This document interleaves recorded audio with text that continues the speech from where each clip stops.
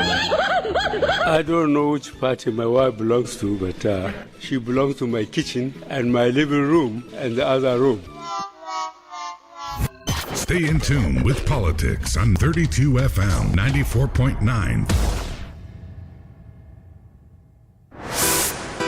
In order to matter, matters of the state must matter to you. If some people are crying that they are in darkness, they should go and hold those who vandalize the installation. Let me say that the political crinkle. Stay tuned to politics on 32 FM 94.9. Good morning, welcome to the Podium on 32 FM 94.9. My name is OLORUNTOBA YUSUF. Thank you for joining us on the conversation this morning. Now, it's just about 2 years away, but trust the Nigerian politicians, the lobbying, the politicking seem to have started in earnest ahead of the 2027 general elections. As the ADC coalition is gathering momentum, the PDP, People's Democratic Party, who once ruled the country for 16 years, seem to be trying to revive or resurrect what some people say its soul. Of course, the PDP had its NEC meeting during the week, fixing its national convention later this year for the city of Ibadan, your state capital. We also saw the APC as well holding its neck and in fact electing a new national chairman for the party, who is going to, according to them, chart a new course for that political party. Labour Party itself is also trying to revive itself after some of its members joined the ADC coalition, although Julius Ebure seemed to have taken over the mantle of that political party, saying that Peter Obi should either go with the coalition or stay within Labour Party, as the party, according to him, will not tolerate any kind of anti-party activity. A lot of issues to unpack from some of these things are going on in the political space. Different individuals coming together, doing their permutation. Some say it's conspiracy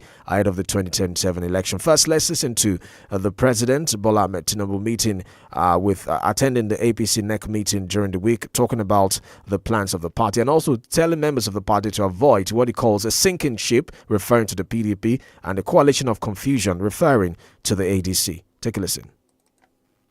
The administration's commitment to renew the hope of Nigerians is clear. I want to thank and pray for the governors of our party. Today, I think, counting, we have 23, and still counting.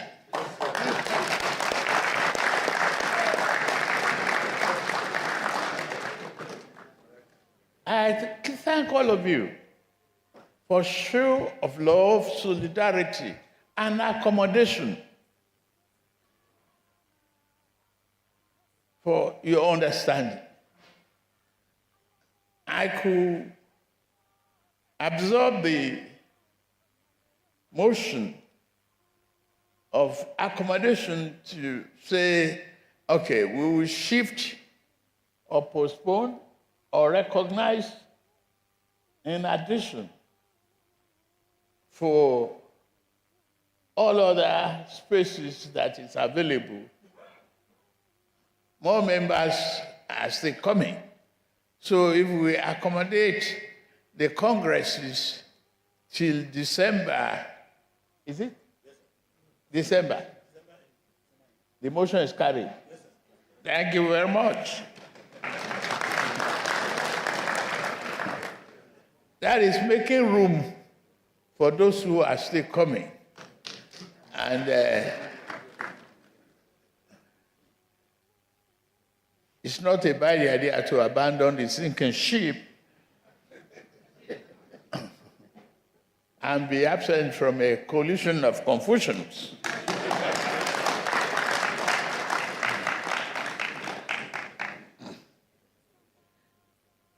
Our firm commitment, as we marked 2 years in office,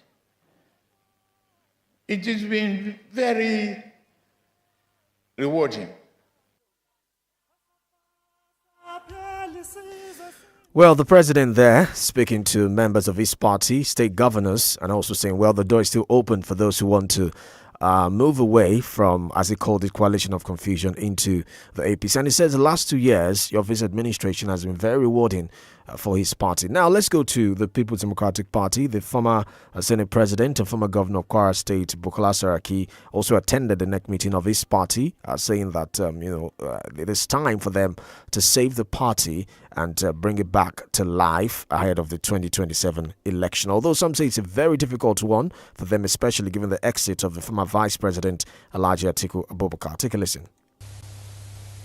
I say that because if we look at our country today, PDP still provides the best platform to develop Nigeria, to unite Nigeria, to make Nigeria prosperous. Nobody can challenge that because we have done it. For 16 years in power, as the Professor Ghana said, we made significant progress in this country. We took the country to the largest economy in Africa. Today it's just the 4th largest. We had double-digit GDP growth it has never been achieved. We had security. And most importantly, we had unity.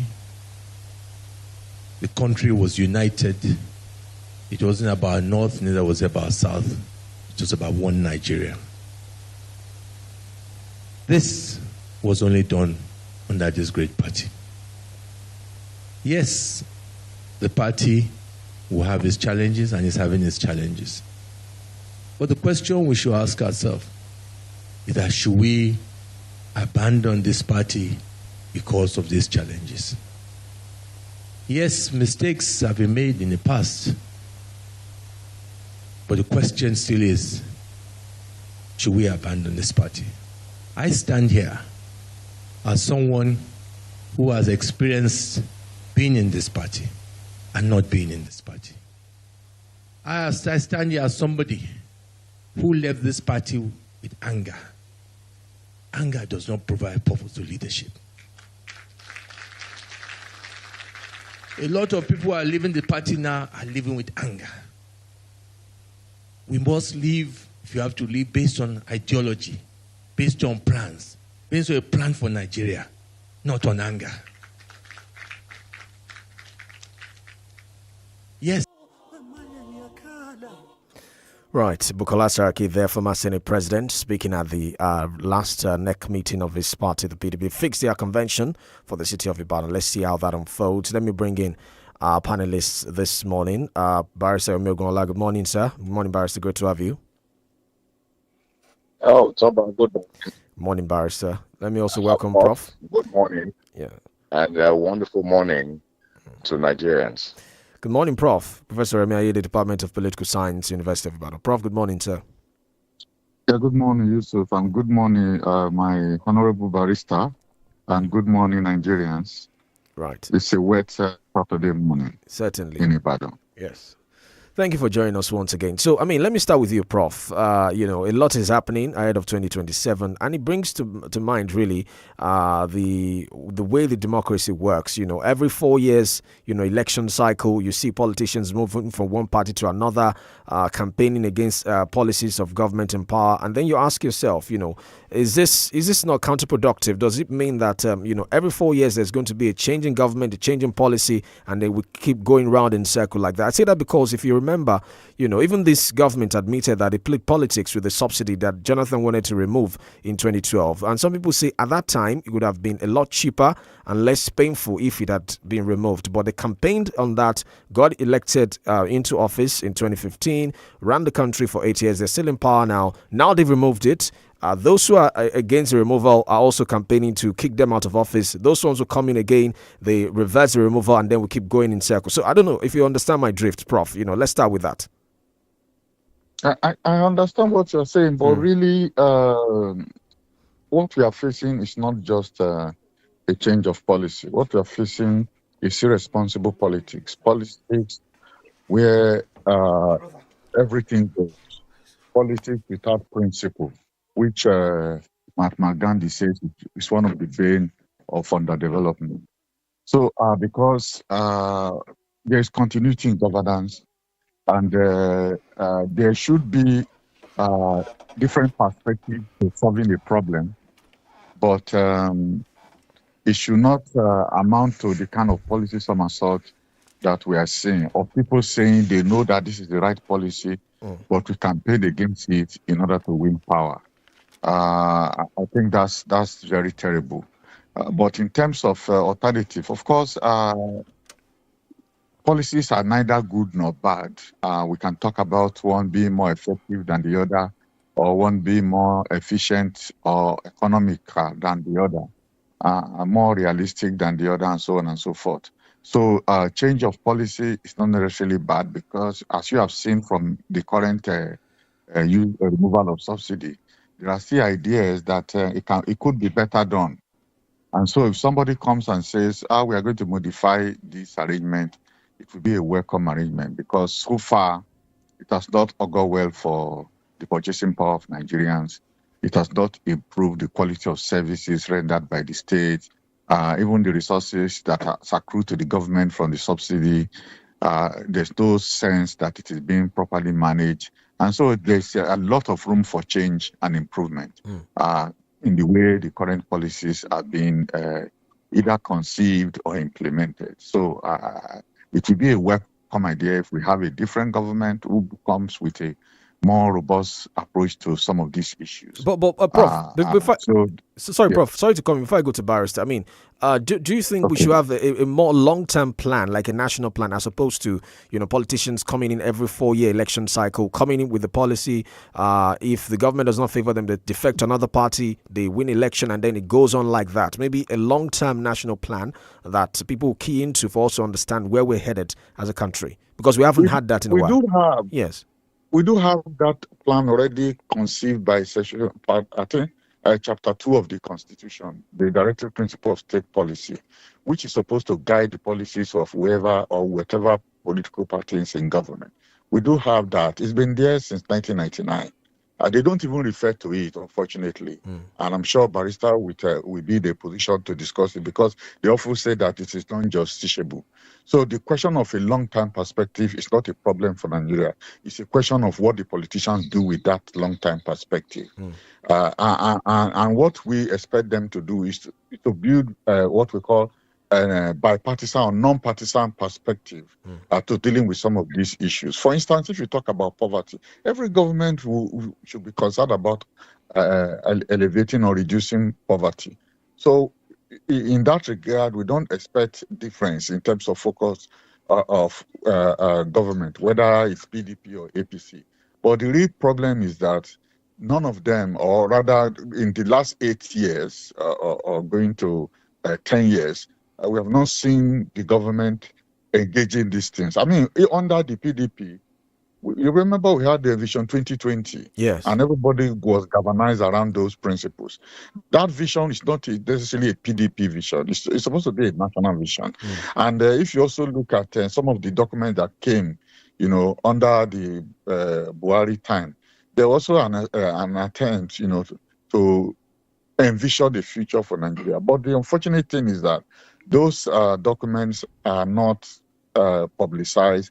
They are not referred to in terms of concrete policy making.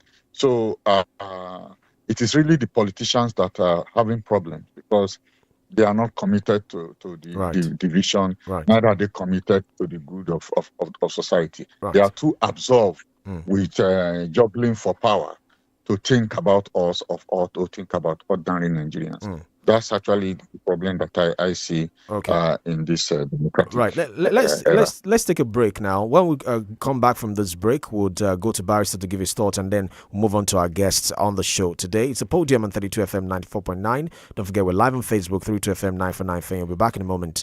Do stay with us.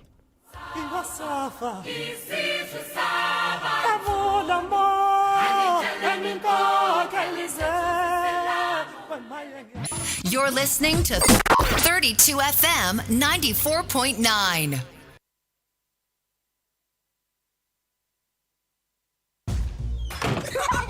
Every Every day when my children return from school, I don't recognize them. Hello, do I know you? It's us, mommy. But these dirty sweaty uniforms and socks were clean in the morning. Everything don't transform. I understand though. School is hectic. It takes energy to come home this transformed. So I make sure they have some nutritious Milo at breakfast. Your kids need nourishing energy. Give them Milo at breakfast. It has nutrients that support energy release to help them get the most out of their day. Milo, energy to go further. Ṣadé. Adé, ó tún ti dé. Tí kí n gbé ṣayé lónìí sẹ́. Kí n ra káàdì pé sórí Airtel rẹ. Màá sọ di ìlọ́po méjì ní kíákíá. Màá tún fi dátà dé ládé. Kí n tó wá fẹnu mẹ́nu rẹ. Ẹnu dùn rò fọ̀. Ṣé ìwọ gangan ló fẹ́ ṣe gbogbo èyí? Àbí Airtel over Jara Extra? Abẹ́rẹ́ nǹkan Airtel over Jara Extra ni Adé fi ń gbé Ṣadé mọ́ra o. Ra síìmù Airtel lónìí kí o jàǹfààní lọ́nà mẹ́rin. Ìyẹn jẹ́ wípé wàá jẹ̀gbádùn káàdì ìlọ́po méjì pẹ̀lú dátà ìlọ́po méjì. Kò wá tán síbẹ̀ o. Airtel á tún fún ẹ ní ẹ̀bùn ìkíni káàbọ̀ ẹgbẹ̀rún náírà àti dátà ìlọ́po méjì fún oṣù mẹ́ta. Tí o bá lo Airtel tẹ́lẹ̀, o lè tẹ *414*2# láti gbádùn àǹfààní yìí. Ìlànà àti ètò wà tí ó ń ṣàkóso èyí. Airtel, a reason to imagine. Àmàlà dúdú, àmàlà funfun, àmàlà tó fẹ́lẹ́ bí etí, ní ṣàwéwédú tó yọ̀ kólólò, ọ̀rẹ́ ìmùlẹ̀ gbẹ̀gìrì, pẹ̀lú ẹran tó muta, káàsà. Ilé eléyìí o. Ẹja ọsàn. Ìlú Ìbàdàn àtàgbègbè rẹ̀. Àkókò tó láti gbé ìlú Ìbàdàn lárugẹ ṣàfihàn àwọn ohun àdámọ̀ rẹ̀ pẹ̀lú oúnjẹ aládìídùn fara lókun sararindin. Ẹ darapọ̀ mọ́ ọ̀gọ̀rọ̀ àwọn ènìyàn lábẹ́ àtíbàbà kan ṣoṣo láti jọ fàwọn ọbẹ̀ aládùn búka jamọ̀là pẹ̀lú àwọn iléeṣẹ́ àfijù olóúnjẹ tó gbajúgbajà nìbàdàn. Bẹ́ẹ̀ ṣe ń jàmàlà látún máa sọ̀díwúkẹ́ dọ́wẹ́kẹ̀ pẹ̀lú àwọn adẹ́rìnpòṣónú láyìíká tó rẹwà. Àwọn ìdíje wọ̀nyí ò ní gbẹ̀yìn. Ta ló lè yára jẹ̀sùn àmàlà bàkìtàn láàrin ìṣẹ́jú péréte? Ọkùnrin wo ló lè ro àmàlà kó kúnná bí etí? Ṣẹ́yìn lè yára jàmàlà gbígbóná láì fi falẹ̀. Ọ̀pọ̀ àwọn ẹ̀bùn tó jọjú tún wà nílẹ̀ fáwọn olùkópa láti fi ṣèfàjẹ́. Ẹ̀yà ọjọ́ 23 oṣù kẹjọ ọdún sọ́tọ̀ láago 2 lè tó gbéra sọ ní pápá ìgbàlejò ti Recreation Club tó wà lágbègbè Sabo Àdámàsìgbà Ìbàdàn. $2,000 náírà lówó tíkẹ́ẹ̀tì tẹ́ fi jẹ̀gbádùn yọ̀tọ̀ mi. Láti kópa ẹgbà tíkẹ́ẹ̀tì yín ní 32 FM Àjàkẹ́rin Cocoa House Dùgbẹ̀ Ìbàdàn. Sábì. Bíbíire Food Canteen Òkè Àdó. Ìyá Òjó Food Canteen tó wà ní Ìjókòó Adánlágbárimú Ìbàdàn. Àwọn iléeṣẹ́ tó so nígbàwọ́ àyájọ́ àmàlà níkànnì 32 FM 94.9. Iléeṣẹ́ ọtí Rega Dry Gin. Iléeṣẹ́ ohun ìsebẹ̀ Terra Oníkóró. Pẹ̀lú àjọṣepọ̀ àwọn ilé ìtajà oúnjẹ tó yáàyè bíi Bíbíire Food Canteen. Ìyá Òjó Alámàlà. Fún àlàyé lẹ́kùnrẹ́rẹ́ tàbí láti jẹ́ onígbọ̀wọ́. Ẹ̀lú Bímpé 0806-218-5194 tàbí Captain P2 0802-258-8193. 32 FM Àmàlà Fest. Àjẹdọ̀wẹ́kẹ̀. Ó máa dùn, ó máa lárinrin.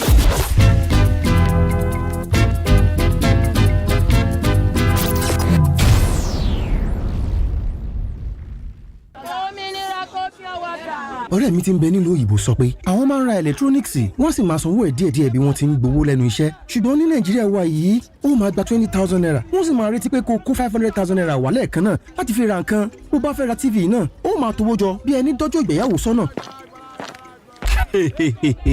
àlàyé farabalẹ̀ ṣé o tí ì gbọ́ nípa CDK ni. ó dé o CDK kí ni. níbẹ̀ lèmi ti ra fóònù ọwọ́ mi tó ń wò yìí fìríìjì washing machine home theatre tí mo sì ń sanwó díẹ̀díẹ̀ kódà kò ní owó èlé kankan iye tán sì ń tà lọ́jà gan-an onímọ̀ra. irọ́ o ṣé lóòótọ́ wọn ò fowó kankan kún kẹ̀. ọ̀rẹ́ wa n ò fowó kankan kún kódà gbogbo àwọn nǹkan tí mo rà lọ́dọ̀ wọn ni wọ́n ti gbé fún mi tí ì sì tí ì sanwó mi tán tí mò ń sanwó mi díẹ̀díẹ̀.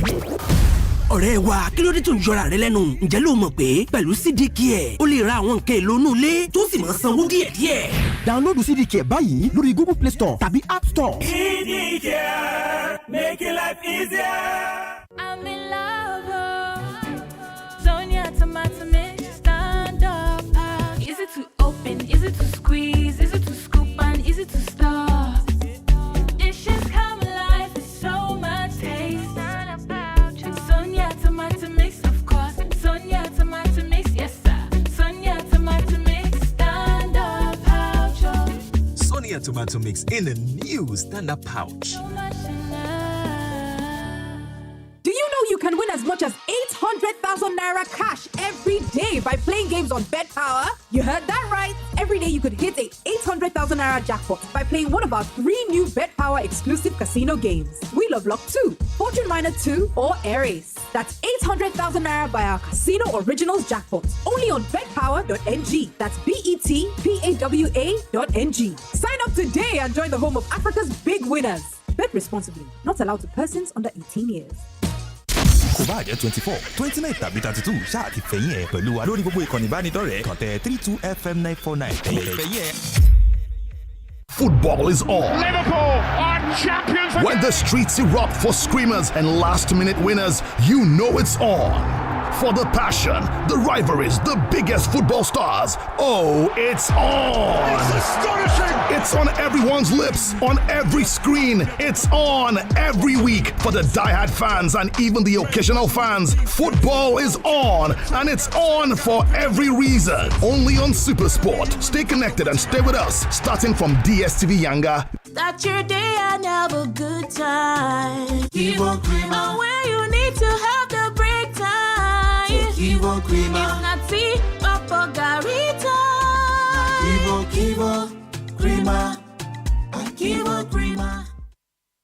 Feel better about your life.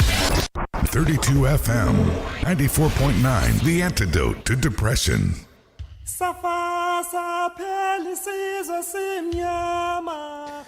Welcome back. The Podium on 32 FM 94.9. Thank you for staying with us. Let me quickly go to a barrister so he can, finish his line of thought, and then we'll progress with, guest for today. So, barrister, let's quickly give your thoughts. Yes. Baba. Yes, sir. Yeah, no doubt about it. There is a flurry of activities within the political parties.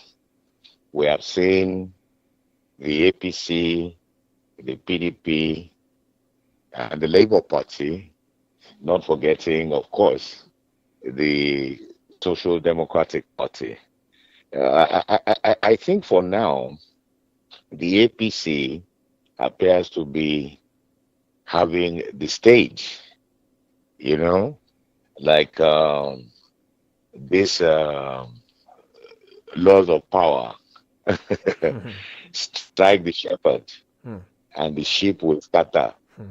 APC appears to have employed that and posing friends that work as spies in the other political parties.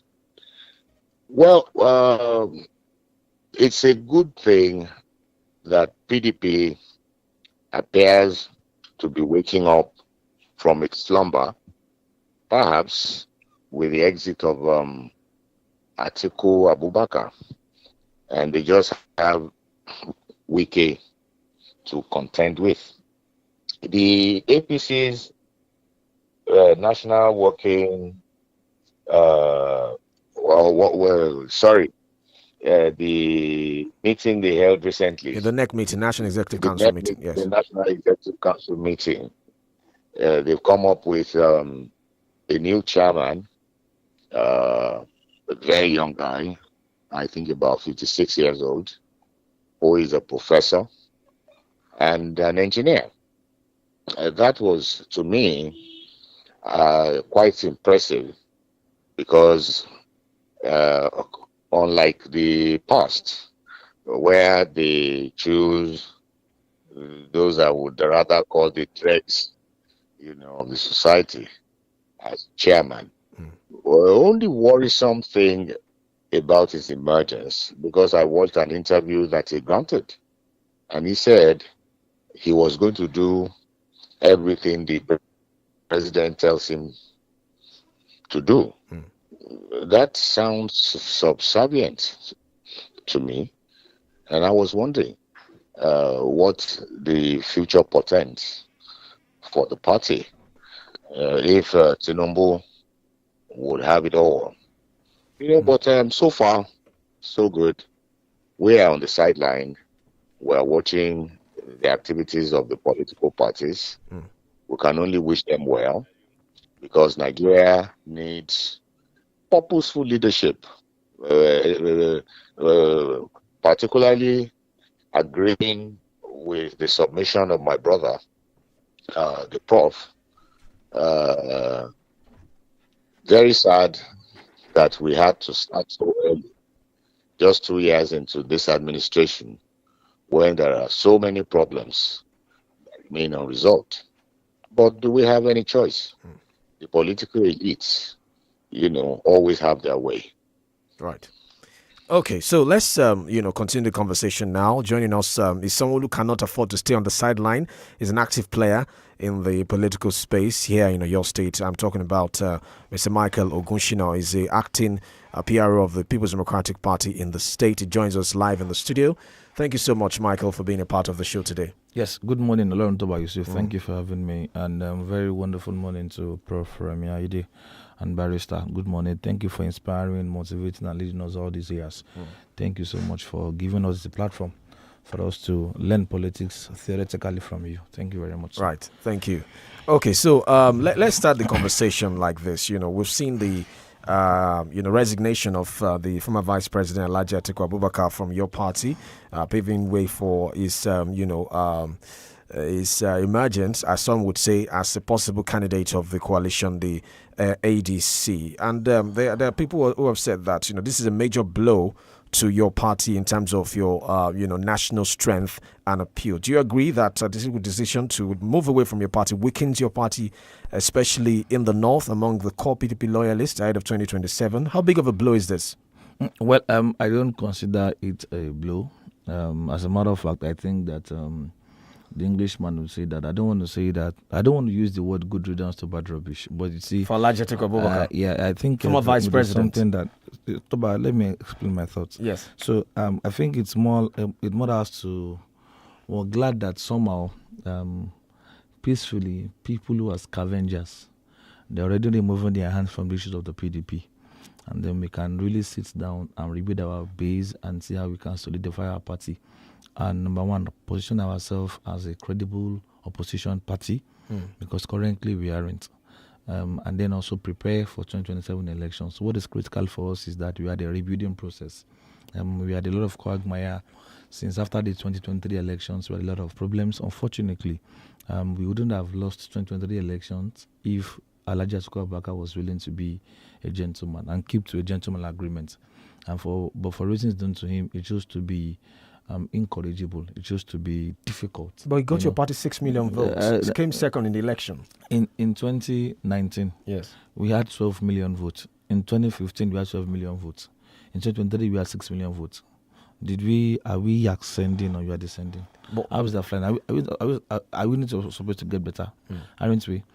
Because of your interest in one person, you lost 5 governors and too many critical stakeholders of the party because we're not willing to come to the table to compromise. According to Harold as well, and how Professor Iyakh taught us, politics is who gets what, when, and how.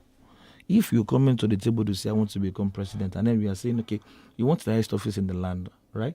How about having a compromise? We cannot have the national chairman and the president candidates come from the same zone of the country. But you see, those ones are past issues. We are gone past that now. Yeah. The way we have now is that they have left the party. And quite very, even though they have reached that state, and right before his very eyes, the PDP was zoned the ticket out of his zone and zoned it to somewhere else. And let's see if we now live after the zoning. Yeah. But you see, this moving has shown just one thing. This particular moving defection away from the PDP has actually shown how desperate and how inconsistent he is. I'm in my mid-30s. And my older people, my leaders would tell me that Atiku has been aspiring to be president since 1992, 93. But it's not against the law. He has a right to aspire. I'm not saying it's against the law. But I'm saying that by 2027, that man is going to be 81 years. We should be asking really good question. Aren't we that with gerontocracy? Why are we not looking to something more sustainable, something more good? Everybody in the world is looking towards saying that leadership is evolving and we should size up into the reality of our generation. But of course, people like Atiku don't understand. They've not gotten that memo. They still think that we are okay with the kind of leadership they're offering. All of this. So is there anybody in your party right now that has the national appeal, the support base, the political war chest? Let me as he does. See. You see, thank God for people like Professor Iyakh that taught us very well. Let me say to you categorically, without fear of contradiction, that this word national appeal, this word war chest, Labour Party in 2023 has completely redefined politics for us. right? Okay. The Labour Party and Obedience movement was actually about an 8-month, 9-month movement, right? And that 9 months movement was so very much that in your states here, Labour Party had 99,000 votes, and there was no prominent politician who was behind them in the states. As a matter of fact, in Delta State, where we have the PDP vice presidential candidate, right? Okowa. It was on the ballot as the PDP VP's candidate. Labour Party defeated them. At that particular time, Labour Party did not have councillor, they do not have assembly member, they do not have chairman at any local government. They don't have any what we call grassroots structure. They do not have. And you see what they did. Labour Party won 12 states, PDP won 12 states, APC won 12 states. So tell me the actual war chest that Labour Party has going to that particular election. So I keep saying it that, and you see this people have asked me and said, Michael, you are the youth leader and the PR of PDP. I don't think you bothered that people are leaving your party in droves. I'm saying, well, it's quite painful that many of those persons are leaving the party. But you see, Ali Dume said that the electorates are not defecting. Our voters card are not defecting with us. They are not. The political class, the elites that are defecting, it's very important that they are also very mindful of the choices of the people, of the interest of the people, which is a fact that state governors, sitting senators defecting. So people say governors hold the structure in their states. Yes. Now, OLORUNTOBA, I know you to be a very beautiful, very intelligent political correspondent. And I'm sure that sometimes in the last 6 months, you'd have asked yourself what kind of democracy we are practicing in this nation, right? The other day, when Governor Sheriff Oborevwori of Delta, when he defected into the APC, I wanted a good reason, So I waited. I didn't comment on it. I didn't attend to any media interview on a particular matter. I wanted to listen to. So I waited for them to have their rally and to welcome them into the APC. And I listened to his leader, Femi Okowa, talk. And Okowa said that the reason they are defecting into the APC was because they want to be on the same page with the federal government, the national government. So for what the reason? This is a democracy, right? Okowa was a senator in the PDP and then was a governor in the PDP for 8 years. Did Buhari at any particular point deny him of any due privileges to Rivers as a result of his membership of the opposition party? So if you can tell us that, because you're in the PDP, you are not on the same page, or you were denied access to Aso Rock, or you couldn't discuss with the president of a federation that you are also part of. So even those who are not defecting seem to be aligning with the president, for instance, for Governor Adeleke of Osun State now. Fayose yesterday said that your party will come forth in 2027. You see, number one, I don't take characters like Fayose very serious. And I don't think any reasonable Nigerians who is following political matters should. You know Fayose, and you know that sometimes he can be such a very funny human being, right? His characters like Fayose are not people to be taken seriously in national discourse. What about Governor Adeleke? In the attempt of the APC to coerce, and you see, to coerce people to join their political party, you've seen them engage or employ so many satanic tactics, and one of it is that for about 6-7 months now they have withheld the allocation funds of Osun State government. And my question is that if this guy was in the APC, is he going to be treated this way? Are you going to hold him to the ransom like this? Are you going to hold him to the bottleneck this way? How do you withhold funds that are meant for development of a people because of political affiliation, because they're not on the same page with you, because of an interpretation of the law that is not completely comprehensive? Because you really must understand that the judgment that the federal government is sitting upon is actually something that really, really actually has no basis. But I don't have time to go into that now. So maybe, Adeleke has made a particular choice. Personally, they've made a particular choice. And it's behoves me to remind them this morning that the politicians are just, most of the time, they are just 5% of the entire electorate. 5% of the entire electorate. Okay. In 2019, Akeredolu was the chairman of Southern Governors Forum. He was a prominent member of the APC and the governor of Ondo State. Despite that, Atiku actually won Ondo State in 2019, right? So I'm saying that in 2015, and what I'm saying, please go and quote it. In 2015, across all the Southwest states, Buhari had the highest percentage of votes from Oyo State. in 2015, his first election, they say Baba election. Guess what? In 2019, Oyo State people voted against Buhari. Atiku won in 2019. It points only to one fact, that politicians can have interest, they can have all of their permutations, but the ultimate will is with the people. Right. And the people the people are the greatest victims of the evil misrule of the APC administration. Right. Let's go to our panelists now. Let me go to Prof. Prof.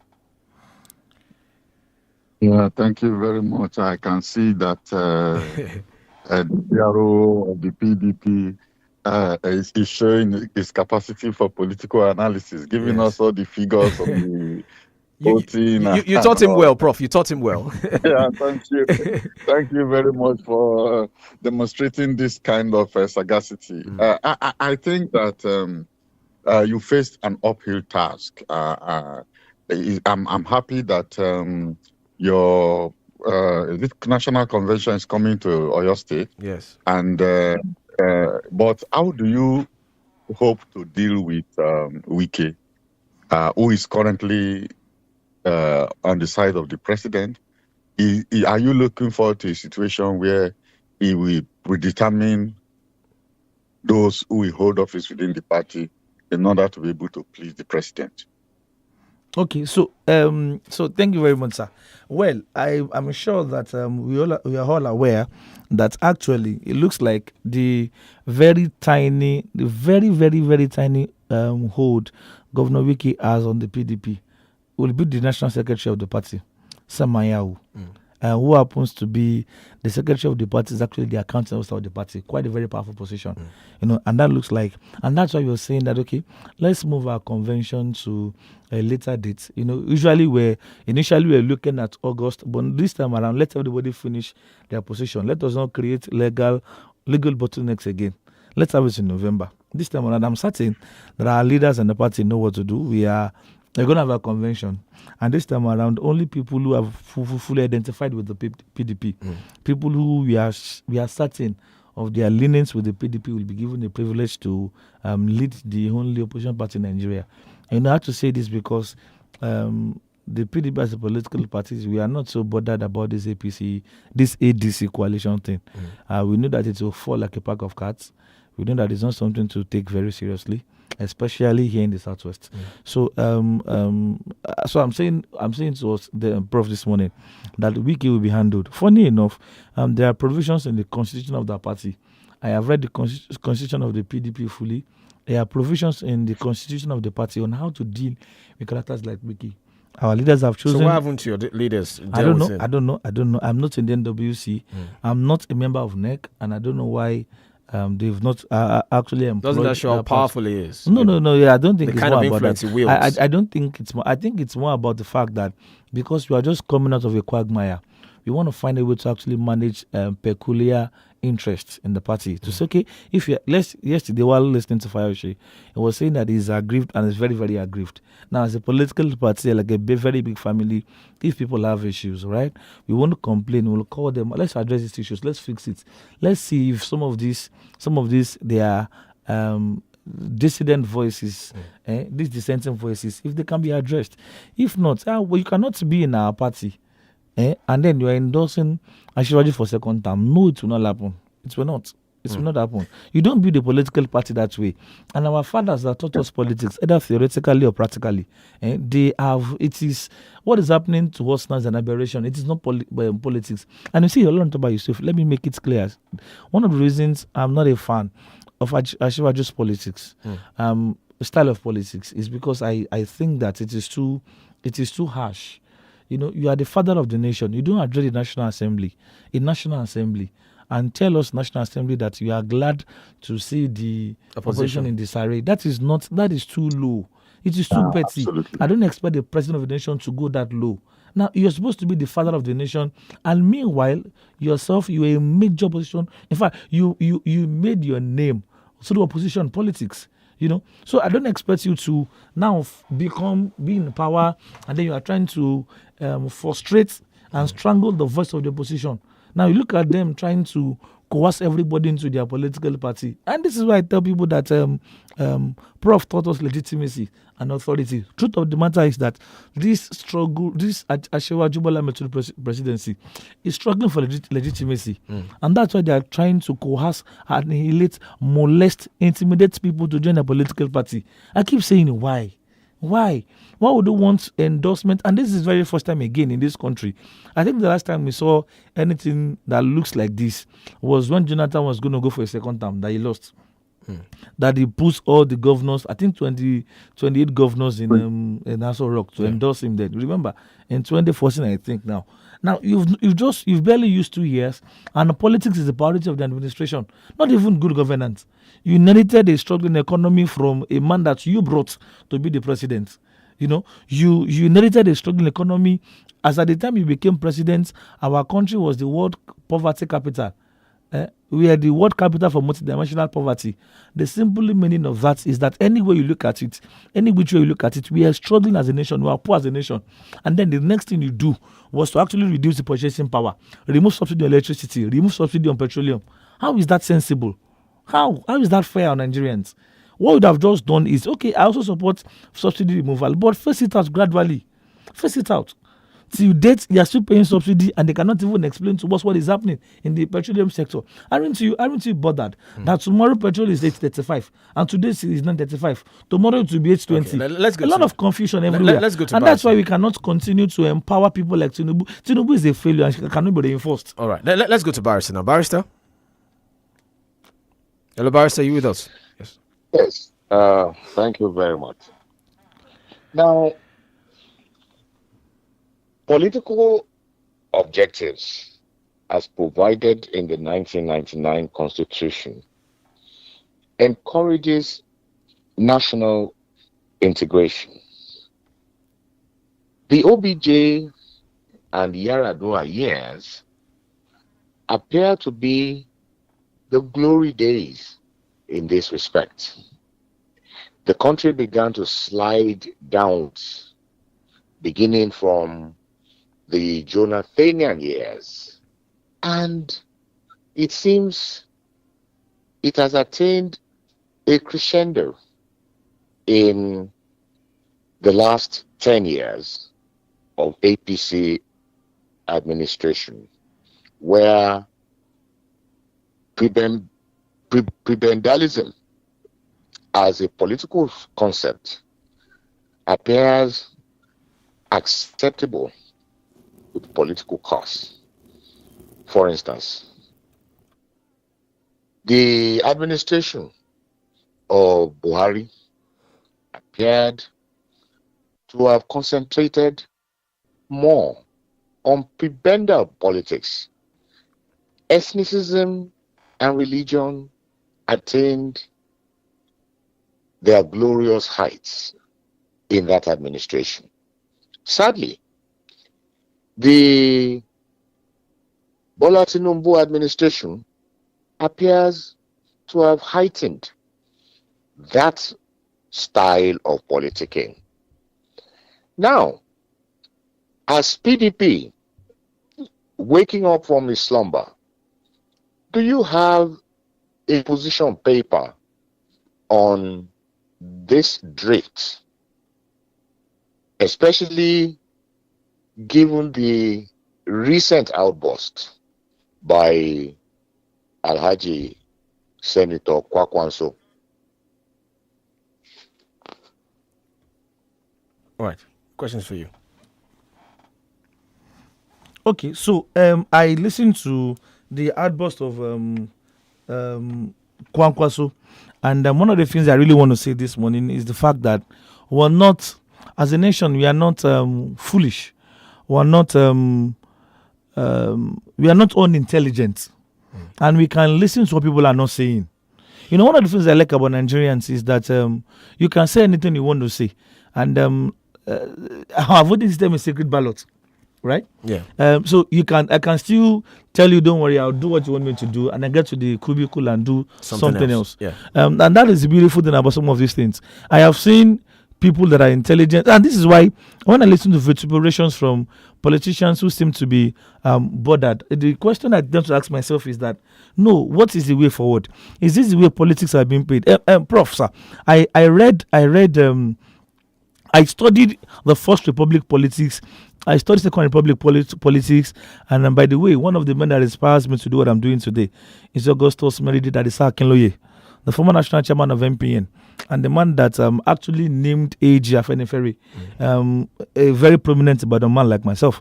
And I've listened to him many years, and I've come to realize that if you look at what is happening to us now as a people, and what has happened to them then, from the Kwankwasia movement to a lot of movements that have emerged from the north. One thing we must tell ourselves is that there's a clear departure from the very core thing that democracy stood for. Barrister, sir, it looks to me that there's a clear departure from where democracy, what democracy should be. And if we say that we want to discuss peculiar politics and drive it home to our people, you see, it is also very, very clear that this is not the way to play it. This is not the way our fathers played it. This is not the way the people that handed it over to us played it. We are not on the same page with whatever it is democracy is called. And so the vituperation of politicians cannot solve it. The people that had influence before, Kwankwaso, El-Rufai, many of these people that had influence before, how did they do democracy? How did they do politics within the few times that they had as leaders of either the political party or the people? Speaking again to fact again, if you look at when El-Rufai was governor, almost every day there were reports of incessant killings in southern Kaduna. Right? Remember, pray for southern Kaduna. We remember a lot of annoying things that happened when he was president. Even Kwankwaso, a lot of religious crises that happened when he was governor. I keep saying that whatever it is we are doing, if it is not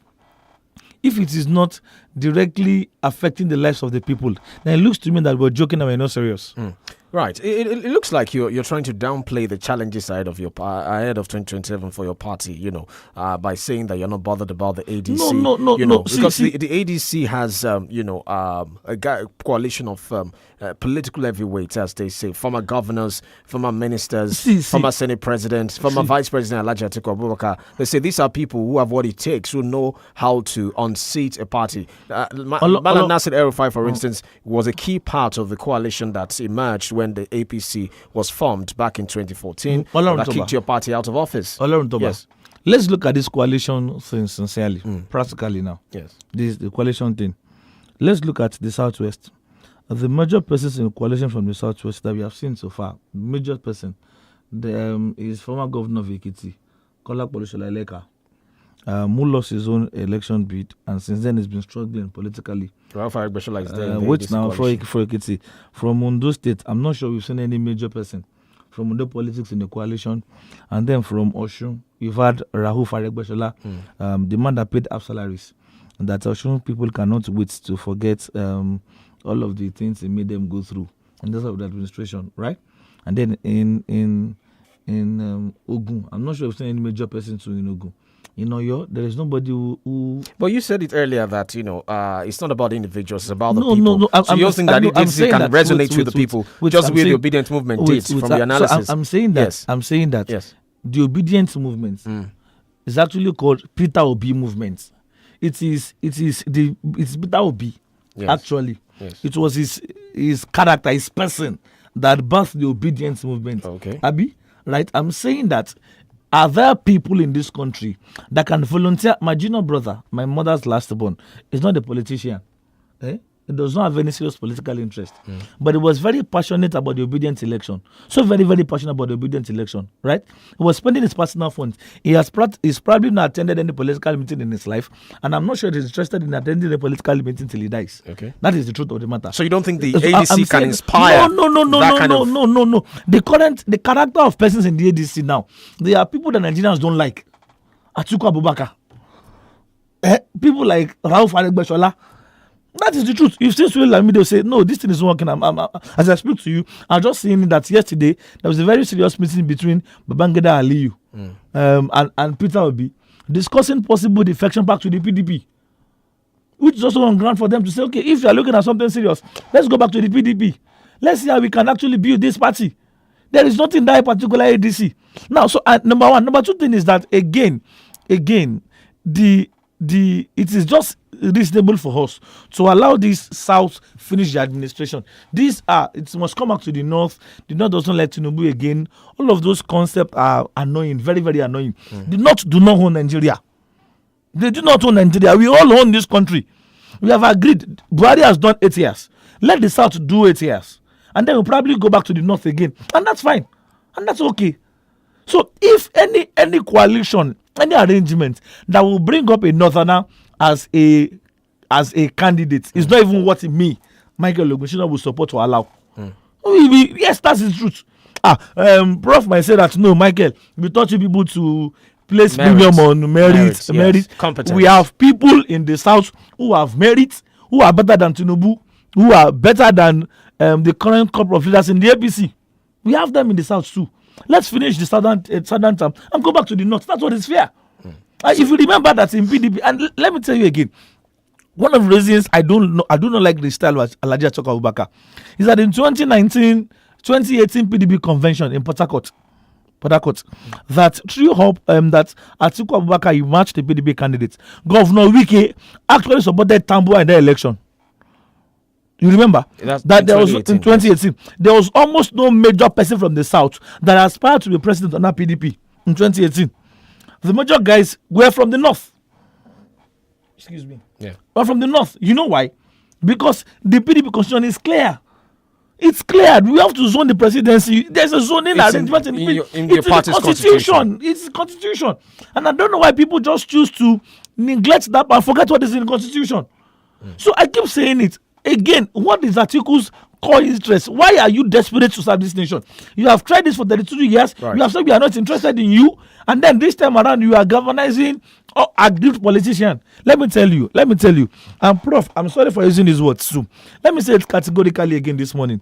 That for me, the ADC is a conclave as present constituted, that coalition arrangement. Is a conclave of the reprobate. It's a conclave. It's a conclave of the reprobate. It's a meeting of aggrieved politicians. Yes. If I want to say it in Yoruba language, I would say Ipade Awon Lote. Conclave of the reprobate. People that actually has no. If you say that you want to rescue Nigeria, from what? You want to rescue Nigeria from Aregbesola that did not pay full salaries. You want to rescue Nigeria from Amechi, who was a speaker for 8 years, then he became governor for 8 years, then became minister for 7 years. You want to rescue Nigeria from Atiku Abubakar, who was vice president for 8 years. You want to rescue Nigeria from David Mark, that used 20 years in the Senate, became 2-term Senate president. Rescue Nigeria from who? Who brought us to where we are as a nation? All right, so let's go back again to the policy you mentioned earlier. You know, you were critical of the subsidy removal, saying that maybe it should have been phased. But of course, it should have been phased. But there are those who are in government now who have argued, because I've heard that argument, time and again, that the subsidy removal has eased up the pressure. Now we're seeing governors, have access to more funds in the FAC allocation. As a matter of fact, the president, while talking to during the APC NEC meeting during the week, he talked about how governors should now wet the ground more in their respective states. Isn't that a positive, in terms of freeing up resources for the various subnationals in the country? Thank you. Now, truth of the matter is that all of these things we're saying, if it has not resulted in betterment of the lives of the people. So why hasn't it trickled down? People are saying the governors are not making it trickle down because they have more money now. Wait, let me tell you. I can speak for Governor Seyi Makinde. I speak for the PDP in Oyo State, right? Yes. I can tell you that in Oyo State we'll see the value for all of the money we're spending and we're receiving. And it's trickling down to the people. Of course. Now, but let me say this too. I'd like you to give me, people are listening to us. Yes. Let me say this to us categorically again. That this idea of FAC allocation, Nigerians listening to us, is not like Tinubu is sharing money for them in Abuja. Actually, no. Really, no. Now, everybody contributes to that purse. Yes. Or your state contributes to that purse. So it's like Ogbogboati Dajo, and we go once in a month to collect from what you have. So what you're collecting now has increased. That's the argument. And they're saying that based on that increment, it has to trickle down. So in Oyo State, has it trickled down? We've employed over 20,000 young people into the state civil service. They're going to be paid regularly, right? And they've not been owed salaries. Well, pensions and gratuities are being paid. And look at it, roads, both internal and external roads, link roads, are currently being fixed. As I speak to you, tomorrow, Bodija Sokpako Road will start. I'm also seeing that the particular road from Elewure, internal roads, anyways, they are now being fixed within Ibadan land. And the governor has promised when he had his state address that we are going to fix all of the roads in Oyo, Gbomosho, Ibadan, Okeogun, all of the internal roads, right? For your state, we know that we are seeing value for our money. Yesterday, Seyi Makinde, while addressing the world and International Tourism Summit, he explained what we have done with our budget for tourism. And thankfully, we can see that there's value for the money we're spending on your state. Or your state allocation has increased. And of course, the quality of governance in the state has also increased. You're seeing that the government can do more things now because there is more money. But you see, my point, Governor Seyi Makinde is doing more things now. So you agree that it's a positive no, Subsidy removal is a positive because Governor Seyi Makinde now has more money to do more things for the state. YUSUF. Yes. Since 2012, Michael Lukusun have said it everywhere that subsidy removal is not sustainable. I've said it everywhere. Subsidy payment, sorry. Yes. Is not sustainable. I've said it everywhere since 2012 when I had the understanding. And then I was still a student. And the reason I kept saying that is that no, it's like robbing Peter to pay Paul. You are giving some few people money at the detriment of all of us. So I agree that let us remove subsidy. But you see, as at the time, sometimes we don't deny our reality. We don't. As at the time Tinubu came, we were a struggling nation. See, let me explain this to you. Simple economics. When they came, inflation rate was about 24.something%. Yeah. Please confirm this. 24.something% was what you meant inflation rate, right? So, and then it took you just 15 months as a result of subsidy removal. You took us to 33.something%. Now they are saying it's 29.4%. Oh, that's what they are saying. It's been now. rebased. It's about 22%. No. After the rebasing. No. They rebased the CPI. I currently think that it's about practically now. Please, practically. I currently think it's about 28.something% now, the inflation rates. But actually, what you meant from Buhari, what took Buhari, with all of his 53 pantamis, the late Buhari, it took them 96 months, 8 years to take us to 24% from the 11.56% that currently 22.2% actually. So 22.2% after the rebasing of the CPI. So we are saying that let us speak again to practical facts. And Nigerian lives better. Our purchasing power, is it better? Our economy now, is it better than it was before it got into power 2 years ago? But he says he's taking the decision because he met an economy that was suffering, that was almost sinking. So he needed to revive it by stopping. I honestly wish I can see Asiwaju and ask him just 5 questions. I wrote it down in my personal diary, personal notes, and say in that particular administration of Buhari, every major person in charge of the economy, apart from the number made by your persons, every major person, including Babatunde Fowler. Where your boys? Where your boys? Actually, sir, what happened? If you blame for Buhari for anything, we should blame Tinubu the more.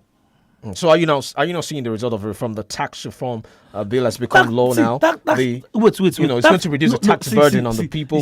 They talk about the Electricity Act, which your principal should take advantage of now because we're seeing transferring regulatory powers to state governments. It's living exclusive, which is fine for us. And then which is very fine for us. Mr. Cardoso the other day talking about the reserve also, rising further to about $40 billion. They say investor confidence is rising. The stocks are doing very well now. Those are facts that they refer to. How has this affected the common man on the streets? There's parity now in the in what? You're a big man. You're a big man. I'm not a big man. You have money. You have money. You might not understand what we are actually facing. All of these are big grammars. Rebasing. No. I'm talking about what the people say. Yes. No, I'm saying that. This is what the stocks are saying. This is what the stocks, the data we are seeing on stats you're seeing on television. I'm telling you. Yeah. I'm telling you the what's on the streets is that people are suffering. Do you agree with me? No, the government says, those who are in government, they say, well, at the end of the day, these are reforms that would eventually yield results. As I speak to you, they seem very positive. As I speak to you, sir. Yes. In the next few days, today is 26. Yes, 26. Right. Okay, so by tomorrow, it's going to be 26 months of Tinubu presidency, 26 months out of a possible 48 months, right? Yes. Nigerians' lives are not better than it was before he became president. Let's go to Prof. Prof? Hello, Prof. I'm here. I've followed the debate, and I think that there are a number of issues that we need to speak to. Tinubu has said state governors, in fact, one of the very solemn, I think probably most religious statement, he talked about how we should be cognizant of the fact that there is judgment in the afterlife. And he was saying the governments are not doing well enough.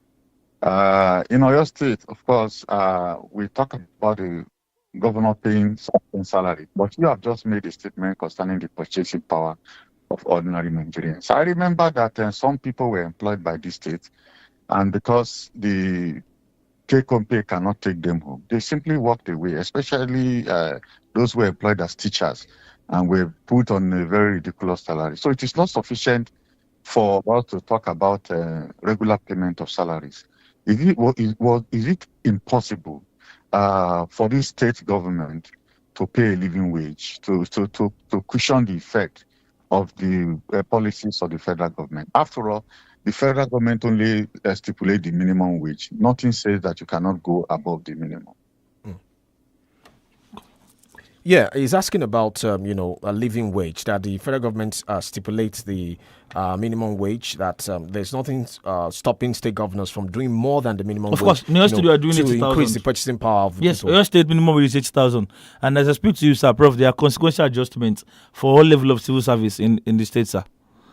Yes, all right. We're doing 80,000. Federal government approved 70,000. Yes, but New York State will pay 80,000. That's and the base. It has, yes, we have implemented that at all levels. Okay, at all levels, including the consequential adjustments. Yes. In fact, it has included the pensioners too and retirees.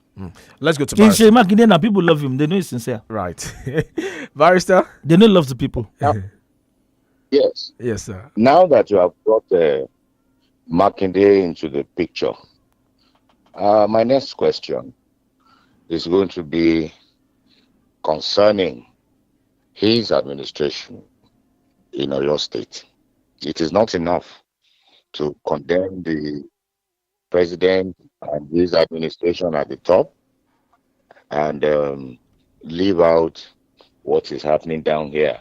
As a matter of fact, I think what Prof was trying to say with the spiritual message that Tinubu sent out to them, about the afterlife if you don't do well.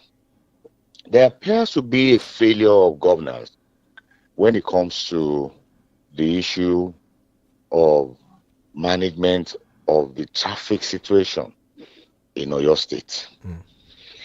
The Marua riders, the Micra drivers, Okada riders have become a complete nuisance on our roads. They don't obey traffic lights.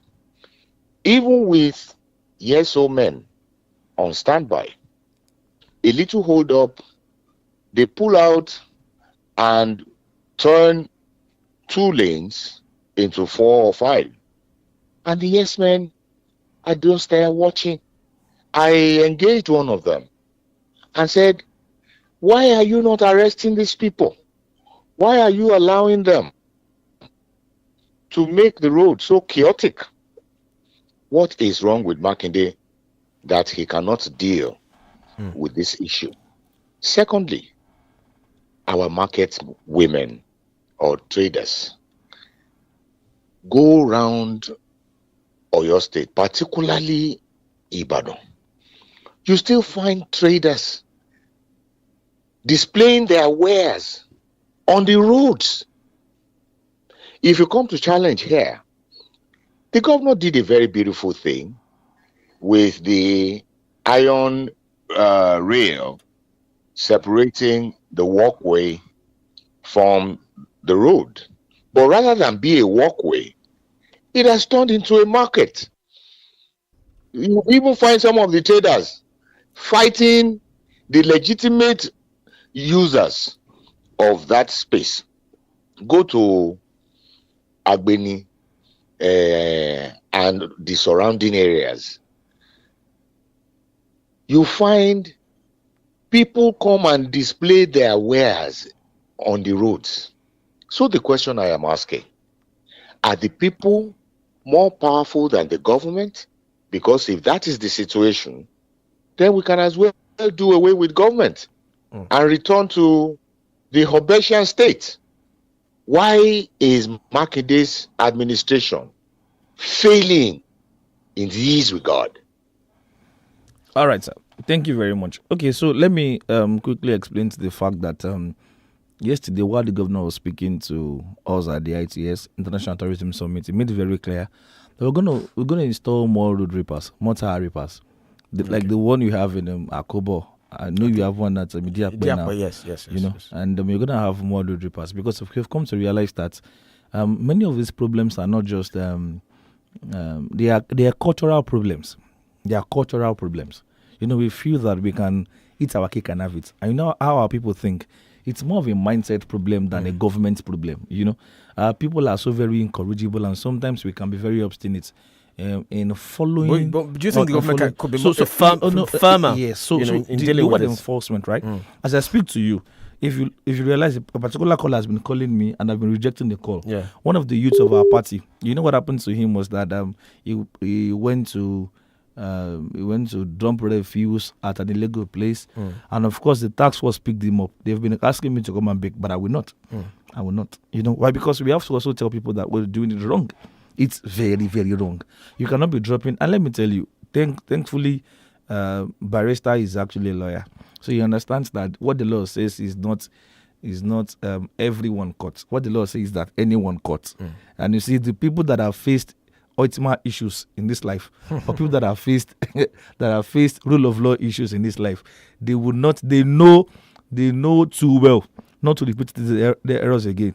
I've seen people, and if you see, I'm also a very careful driver. I don't break traffic lights, no matter, even if it is in the midnight when I'm going home, because I'm a nocturnal driver. I love to drive at night. Now, even if I'm going home from our social gatherings in the night, usually that there is nobody on the road, I will still wait for the traffic light to turn green before I move. I'm that conscious of it, you know. But it's also a mindset issue. Mindset issue. So when you say culture, you feel like Nigerians don't like to I don't want to do say the right thing. I don't want to say Nigerians. Or I think, please don't insult my people. Because you said it's a cultural thing. It's a cultural thing, right? Yes. For example, let me explain to you, sir. Okay. This is what I am asking. Yes. This is what I am asking. Yes. Law is supposed to be a tool for social engineering. True, sir. So if a mindset is perverted, it is the law that is, supposed to reset that mind. And that's the exact thing that I am asking. Right. So that, why is the law not being used by this administration? All right, is it because Seyi Makinde does not want to offend the voters, as it is being suggested in some quarters? Right. All right. I also feel that let me say this to us again, that looking at where you are coming from as a people and as a state, I think that we have improved great time. We have improved in our traffic management. Before now, this state was a complete chaos. And it's one of the things I know my governor to do. He's a very brilliant leader. And sometimes he uses simple strategies to solve complex problems. Like what happened in Gates. If somebody had told me that we can actually create more space like that in Gates without demolishing houses, I would not believe. Look at the wisdom he has employed in Gates. And that particular place, if you go there for anything from 7, 8 p.m., when 8 officers has gone home, you would say, what has happened in this place? But you see, people are now conscious that if you do it in the morning, if they carry you, when they arrest you, you're in soup. Same with challenge too. Same with challenge. When people realize that the officers are not inside, they can start misbehaving. So there's still a place of consciousness in the minds of the people to say, we cannot do this. Or if we do this and they catch us, it's a lot of trouble for us. I'll have to pay fine. So I know that maybe we need to do better in enforcement. And thank God they have raised this question. I'll also raise this with the chairman of ITMA to also say, and the rule of law people to say that I think we need to do better with enforcement. People like Barrister, want us to, I don't want to use the word iron hands, but they want us to be more serious in ensuring that we create a safe space for the society, especially for pedestrians to travel and not to create traffic chaos in this very beautiful imagined city. Right. Okay. I know you have to go, but I just want to ask you this final one about the forthcoming election about a North Federal constituency. OLORUNTOBA YUSUF. Yes. Even Prof knows that we're not talking about. He knows that for that election, we're not talking about victory again. We're talking about margin. Margin. Yes, we're not talking about victory again. You seem very confident. It's not even. See. Let me tell you. You see my voice. You know this is not my voice. Yes. You know. You're very calm. You seem very calm now. This is not my voice. Yes. The truth of the matter is the fact that we would defeat APC or any other party in this election. I'm so very sure. We would defeat. It's 20 days to the election now. God no good. Because the currently they don't have the late Akeremi held straight for 2 straight terms. It is only an Akeremi that could have defeated the PDP. That is the truth. So his death was a big blow. No, to the APC. very, very big blow. Very. But big look at the crop of candidates. They don't even have a candidate yet. Aspirants. So, okay, they don't even have a candidate yet. And don't forget that July 21 was the deadline. Wait. Yes. July 21 was the deadline that INEC give to political parties submit candidates. Yes. And today's July 26th, they don't have a candidate yet. For us in the PDP, we have a candidate. We have started our strategy. We're studying our works gradually. We were expecting the campaign day to start 8 days from now. I'll invite you, August 2. We'll start our campaign fully. Yeah. And then you will see that we shake it, but not to the foundations.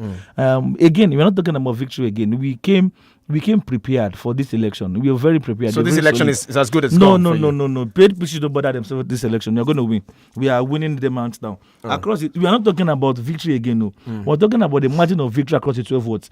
We're saying, okay, we'll win all the 12 votes. And let me tell you, it's not rigging. But we know PDP does not rig. We don't even know how to rig. We don't have machinery to rig.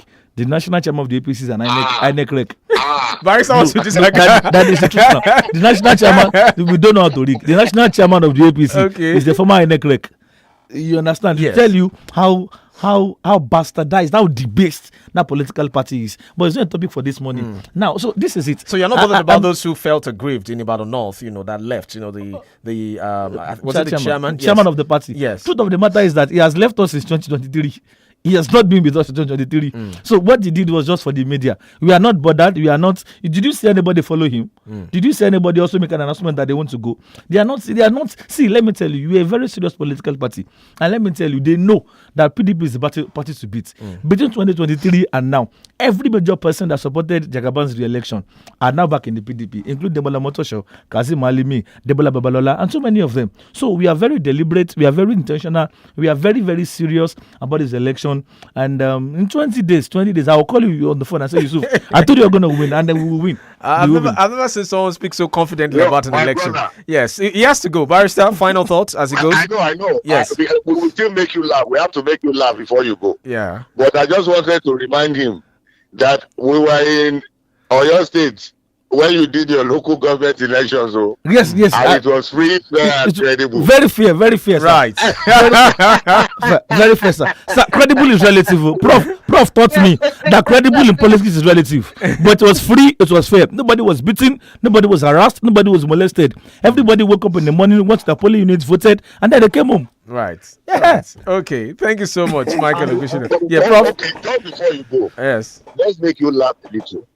I mean, you don't want to laugh before you go. I'm with you, sir.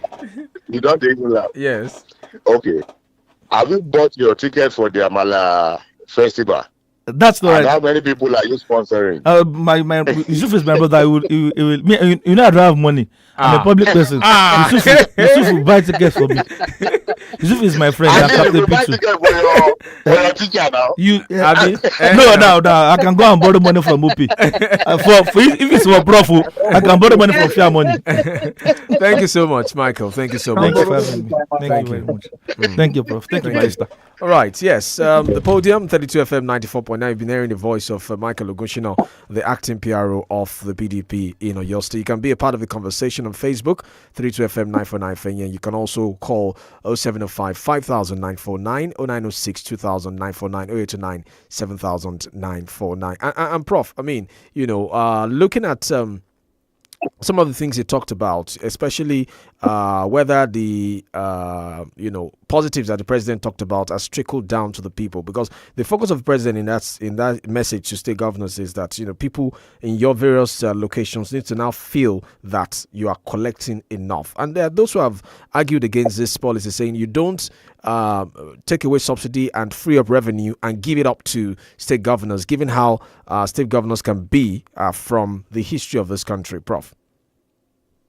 Yeah, in fact, the question I was going to ask him was about the series of housing estate that is parting out around Ibadan, and to ask them why, because when I think it was the commissioner for housing also, and that was talking, and he said they will soon commence developing estates for low and middle income earners, and I was wondering what kind of policies they are developing when they're emphasizing first on high income earners in considering housing. Because high income earners already have one kind of housing or the other. It is actually low income earners that should be the priority of the state, especially given the kind of resources that has come into the state. But unfortunately, I didn't have time to answer that question. But I think it's very critical because it appears that the focus is on the high income earners who has purchasing power, who can afford most of the initiative in relating to housing, even in terms of road that has come from this government. Yet the challenge that Nigerian faces is the challenge of income poverty. So yes, I think that the president is right, because again, the president cannot take allocations for states and local government and give it to federal government. It is only in resources that, like in the form of grants, that the federal government is giving to state that it can handle. But in terms of the allocation as distributed, the president has no power over that. And the only thing that I thought the president missed out was really that he did not try to build a consensus around what the subsidy windfall should be used for. And that the failure of leadership on the part of the federal government occurred. He just assumed that the state knew what to do and that they would be concerned about ordinary citizens. But the second part is also that even in terms of the way the president has also gone on, he has also demonstrated sensitivity, to the challenges of ordinary Nigerians. And so, whether in terms of building consensus around how the resources should be used, or in terms of demonstrating example in the way he has conducted public affairs, I think the president failed to lead, with sympathy and empathy. It's carried on as if it doesn't really matter. This subsidy has to be removed, and it is done, and that's all there is to be done. All right. Okay, so we'll take a short commercial break again. When we get back, we'll continue the conversation. Remember, we're live on Facebook, 32FM 949, and you can also call the phone lines 0906 2000 949 to be a part of the conversation. Stay with us. We'll be back in a moment.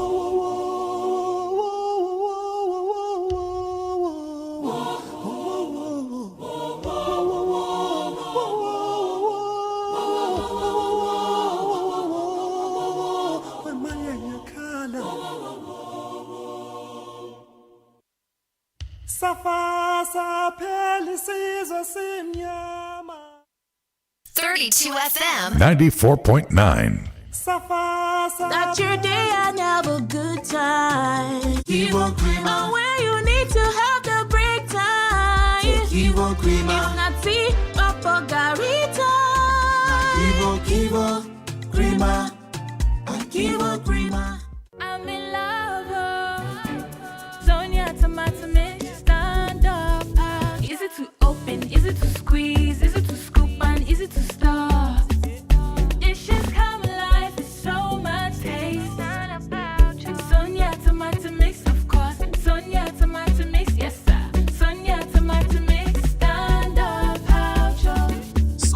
tomato mix in a new standard pouch.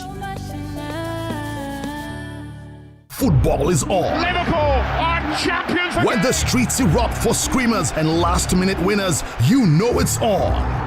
For the passion, the rivalries, the biggest football stars. Oh, it's on. It's astonishing. It's on everyone's lips, on every screen. It's on every week for the die-hard fans and even the occasional fans. Football is on, and it's on for every reason. Only on SuperSport. Stay connected and stay with us, starting from DSTV Yanga.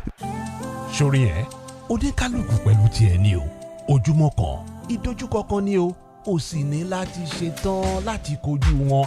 Ìyẹn nìkan ló lè fi rọ́nà lọ. Ìdí tí mi ò ṣe kí n fi oúnjẹ òwúrọ̀ mi ṣeré. Ṣóyẹ oúnjẹ òwúrọ̀ pick mi tó ní àwọn èròjà àti okun tí mo nílò láti fi kojú ọjọ́ kọ̀ọ̀kan, ìdojúkọ kọ̀ọ̀kan. Dáradára ni gbogbo ọjọ́ láti tẹ̀síwájú pẹ̀lú oúnjẹ òwúrọ̀ pick. Ǹjẹ́ o ti jẹ tirẹ̀? Peak. Reach for your peak. Kò bá jẹ́ 24, 29 tàbí 32 ṣáà ti fẹ̀yìn ẹ̀ pẹ̀lú wa lórí gbogbo ìkànnì ìbánidọ́rẹ̀ẹ́ kàn tẹ 32FM949 fẹ̀yìn ẹ̀.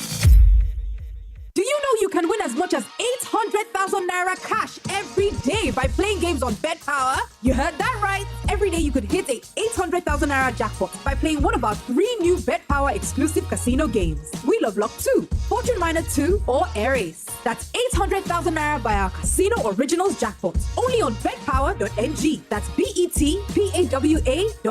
Sign up today and join the home of Africa's big winners. Bet responsibly. Not allowed to persons under 18 years. Ṣadé. Adé, ó tún ti dé. Tí kì í gbé ṣayé lónìí sẹ́. Kí n ra káàdì pé sórí Airtel rẹ. Màá sọ di ìlọ́po méjì ní kíákíá. Màá tún fi dátà dé ládé. Kí n tó wá fẹnu mẹ́nu rẹ. Ẹnu dùn rò fọ̀. Ṣé ìwọ gangan ló fẹ́ ṣe gbogbo èyí? Àbí Airtel Overdara Extra? Abẹ́rẹ́ nǹkan Airtel Overdara Extra ni Adé fi ń gbé Ṣadé mọ́ra o. Ra síìmù Airtel lónìí kí o jàǹfààní lọ́nà mẹ́rin. Ìyẹn jẹ́ wípé wàá jẹ̀gbádùn káàdì ìlọ́po méjì pẹ̀lú dátà ìlọ́po méjì. Kò wá tán síbẹ̀ o. Airtel á tún fún ẹ ní ẹ̀bùn ìkíni káàbọ̀ ẹgbẹ̀rún náírà àti dátà ìlọ́po méjì fún oṣù mẹ́ta. Tí o bá lo Airtel tẹ́lẹ̀, o lè tẹ *414*2# láti gbádùn àǹfààní yìí. Ìlànà àti ètò wà tí ó ń ṣàkóso èyí. Airtel, a reason to imagine. Ẹ máa rọra o, ẹ jẹ́ ká gbẹ́sẹ̀ ńlẹ̀ láàrin ìṣẹ́jú méjì a ó dòrò ilé wa. ìṣẹ́jú méjì a sì ti rin kìlómítà kan. Ẹ dákun, orí ilẹ̀ là ń lọ ní àbáginjù. Àmọ́ gbé èèyàn mọ́ tí ẹ ṣáàjùlé ọ̀run. Bí ẹ bá gbé wọn èèyàn mọ́, mo lérò pé ṣáà ń gbọ́n àwọn yòókù tí ń ké sí o sí o. Ohun ojú wọn lójú rí nígbà tí ọ̀rọ̀ ilé àti ilẹ̀ títà ti di tajà tẹran. Nílẹ̀ mi ti mọ̀ pé àwọn èèyàn olùgbàdì jìbìtì tó pọ̀ jáǹtìrẹrẹ. Àwọn tí wọn ò kó tọrọ nìkan lèmi lè júwe soft sand property fún. Ilé-iṣẹ́ talétalẹ̀ tó wà títa 2FM jọ ń ṣe àṣepọ̀. Yíkáyíká ìlú Ìbàdàn ni wọ́n nílé tí wọ́n sì nílẹ̀ sí. Fẹ́lifẹ́li ni àwọn estate wa yìí gbóná lọ́wọ́lọ́wọ́. Àwa la ni Orange Estate tó wà ní Ìdó níbi àwọn ọlọ́lá ń kọ́lé sí. Bákan náà ni Mango Estate tó wà Lákùfọ̀ lójú ọ̀nà Lifehouse International School. Ìṣẹ́jú méjì ní secondary school Lákùfọ̀. Iṣẹ́ tún lọ lọ́wọ́ lórí Banana Estate tó wà ní ẹ̀bá ojú irin Omi Àdìó. Ohun tí a fi yàtọ̀ sí ará yòókù ni pé bí ẹ bá ti ń sanwó ilẹ̀ yín fún soft sand property ní 32FM ni wọ́n ti máa já rìsíìtì fún yín. Ṣé ẹ wá rí pé abẹ́rẹ́ tiwa lókun nídìí? Bí ẹ bá wá ní ilé tàbí ilẹ̀ tí ẹ fẹ́ tà tàbí tí ẹ fẹ́ rà, ẹ kàn sí wa ní 32FM Àjàkẹ́ni Cocoa House nìbàdàn tàbí kí ẹ pè sórí àwọn nọ́mbà yìí 09115550055 tàbí sórí 09164615000. Soft Sands Property, òrùlé fún tẹrú tọmọ. Mr. Teacher, please, what happens when children come to school? How is it that they leave home very neat and return looking so different? Non-stop action, ma. All the learning and sports burn energy. So those sweat stains, dirty uniforms and shoes, they show that your kid has been very active. Now, wow. Your kids need nourishing energy. Give them Milo at breakfast. It has nutrients that support energy release to help them get the most out of their day. Milo, energy to go further. Milo. You're listening to 32FM 94.9. Safasa pelisizo simnyama iwasafa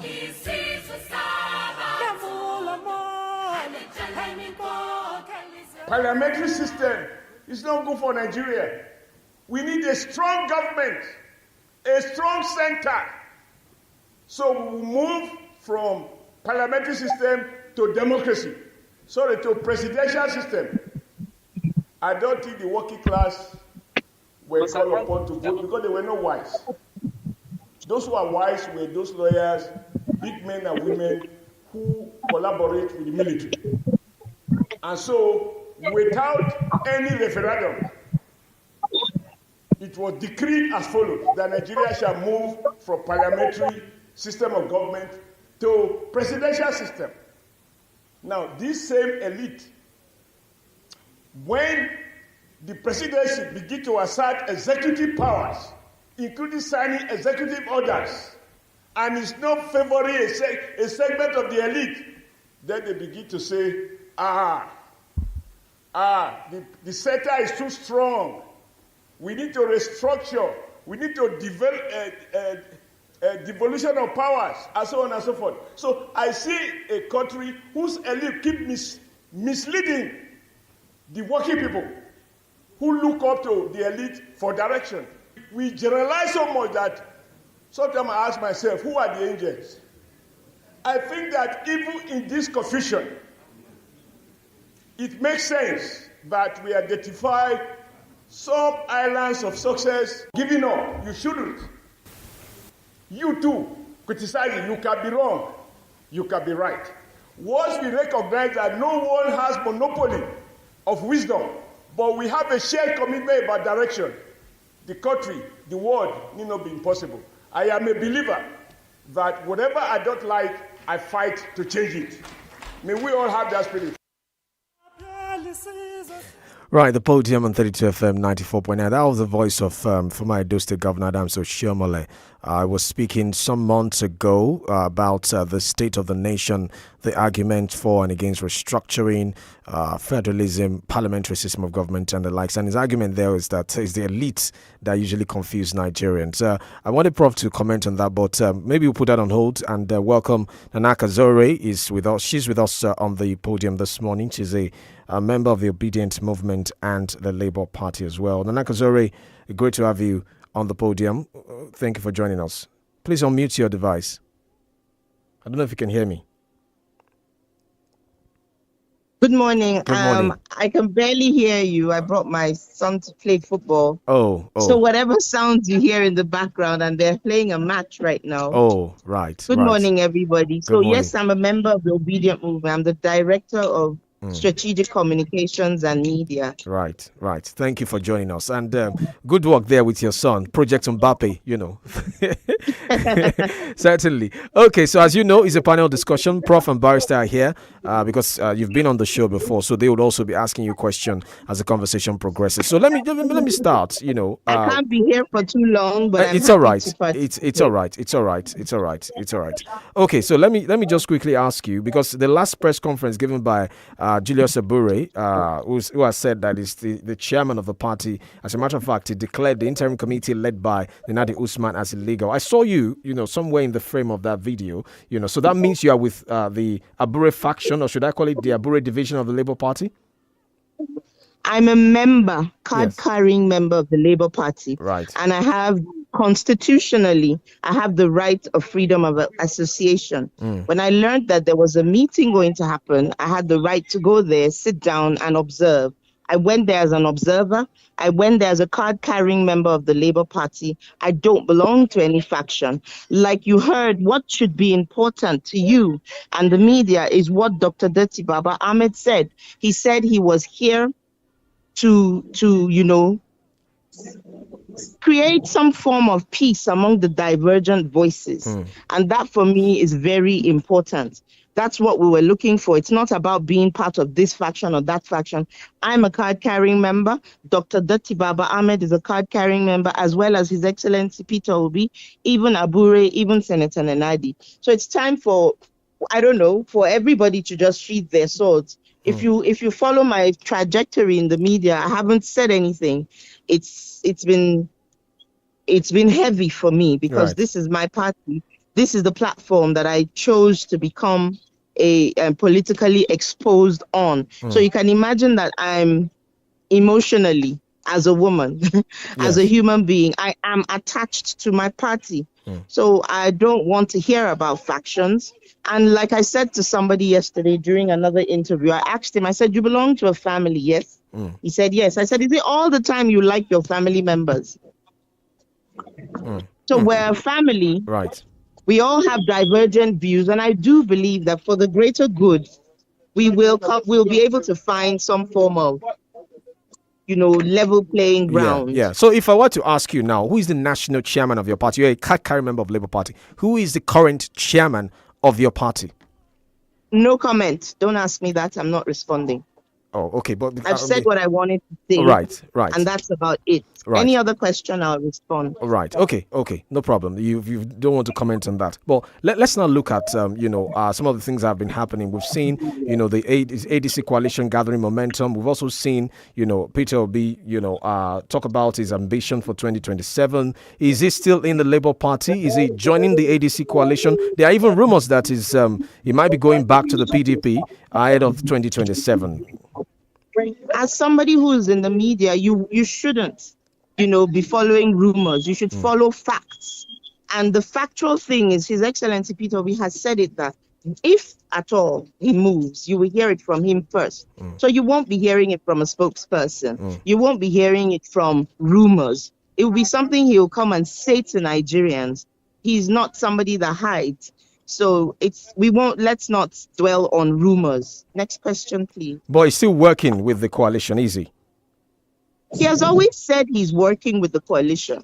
You understand? He's coalescing and he's having a conversation, but he remains in his party. I don't know why we like to major on minor things. There are other people who are within their parties who haven't left and are still in the coalition talks. For example, His Excellency Nasser Ahmed, former governor. Sorry, I just mixed up his name. Yeah. Nasser El-Rufai, and he's said it himself. He's still with the SDP. Yeah. So I don't know why every time everybody wants to just focus only on His Excellency Peter Obi. Anyway, I guess it's because he's the yardstick. Right. Okay, let's go to Prof now. Prof? Thank you very much. I think the elections are getting closer and closer, and we are interested in knowing who is where, and now this movement is panning out. Sometimes undercurrent eventually turn out to be unveiled as the major, and that's why we asked this question. But in the case of Peter Obi, it's particularly very interesting because of his candidacy as presidential candidate, and even more significantly, because of the role he has played in organizing the obedient movement, which translated into significant votes for the Labour Party. A lot of members of the Labour Party in the National Assembly, some of them have moved, and Labour Party is not particularly privileged to have a number of governments in Nigeria today. This movement from the Labour Party to the APC by members of Parliament, I don't think they have consequences, the chances of the Labour Party in 2027. I didn't hear much of what you said. Okay, he talked about the movement of Labour Party members in the National Assembly into the APC, and whether or not it affects, the chances of the party in 2020. I think that's around the question, something around that, of that nature. We're not going to be deterred. It's unfortunate that we are in a country where there's a lot of lawlessness. It's unfortunate that even when, our judiciary give judgments, they're opaque and very ambiguous, and you can't place your finger on where the judge is going. It's unfortunate that those are the examples of leaders that we have. It's unfortunate that people would rather than stay and fight for what is right, they're just there for their own, for their own selfish reasons. So it's quite unfortunate.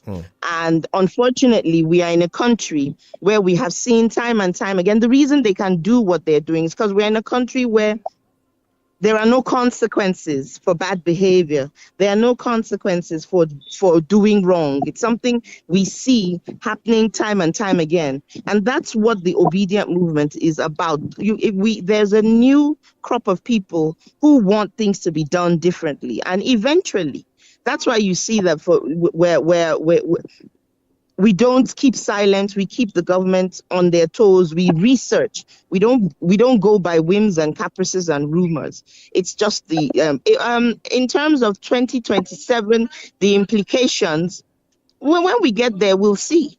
But I doubt that there will be any, implications for us. It will not be to our detriment, because what has happened is they've just angered Nigerians more. They've just frustrated Nigerians more. And so what has happened is you find that a lot of young people who voted, when you're speaking to them initially, you see they feel betrayed, they feel frustrated. But through education and a lot of dialogue, we're telling them it means that we must come out and do things right. The government wants to rely on voter apathy. But one thing I do know is that where Nigerians are today, we're at a breaking point. It won't work. Voter apathy will not work. Come 2027, I know that the by-elections that have happened, especially Lagos, the turnout was poor.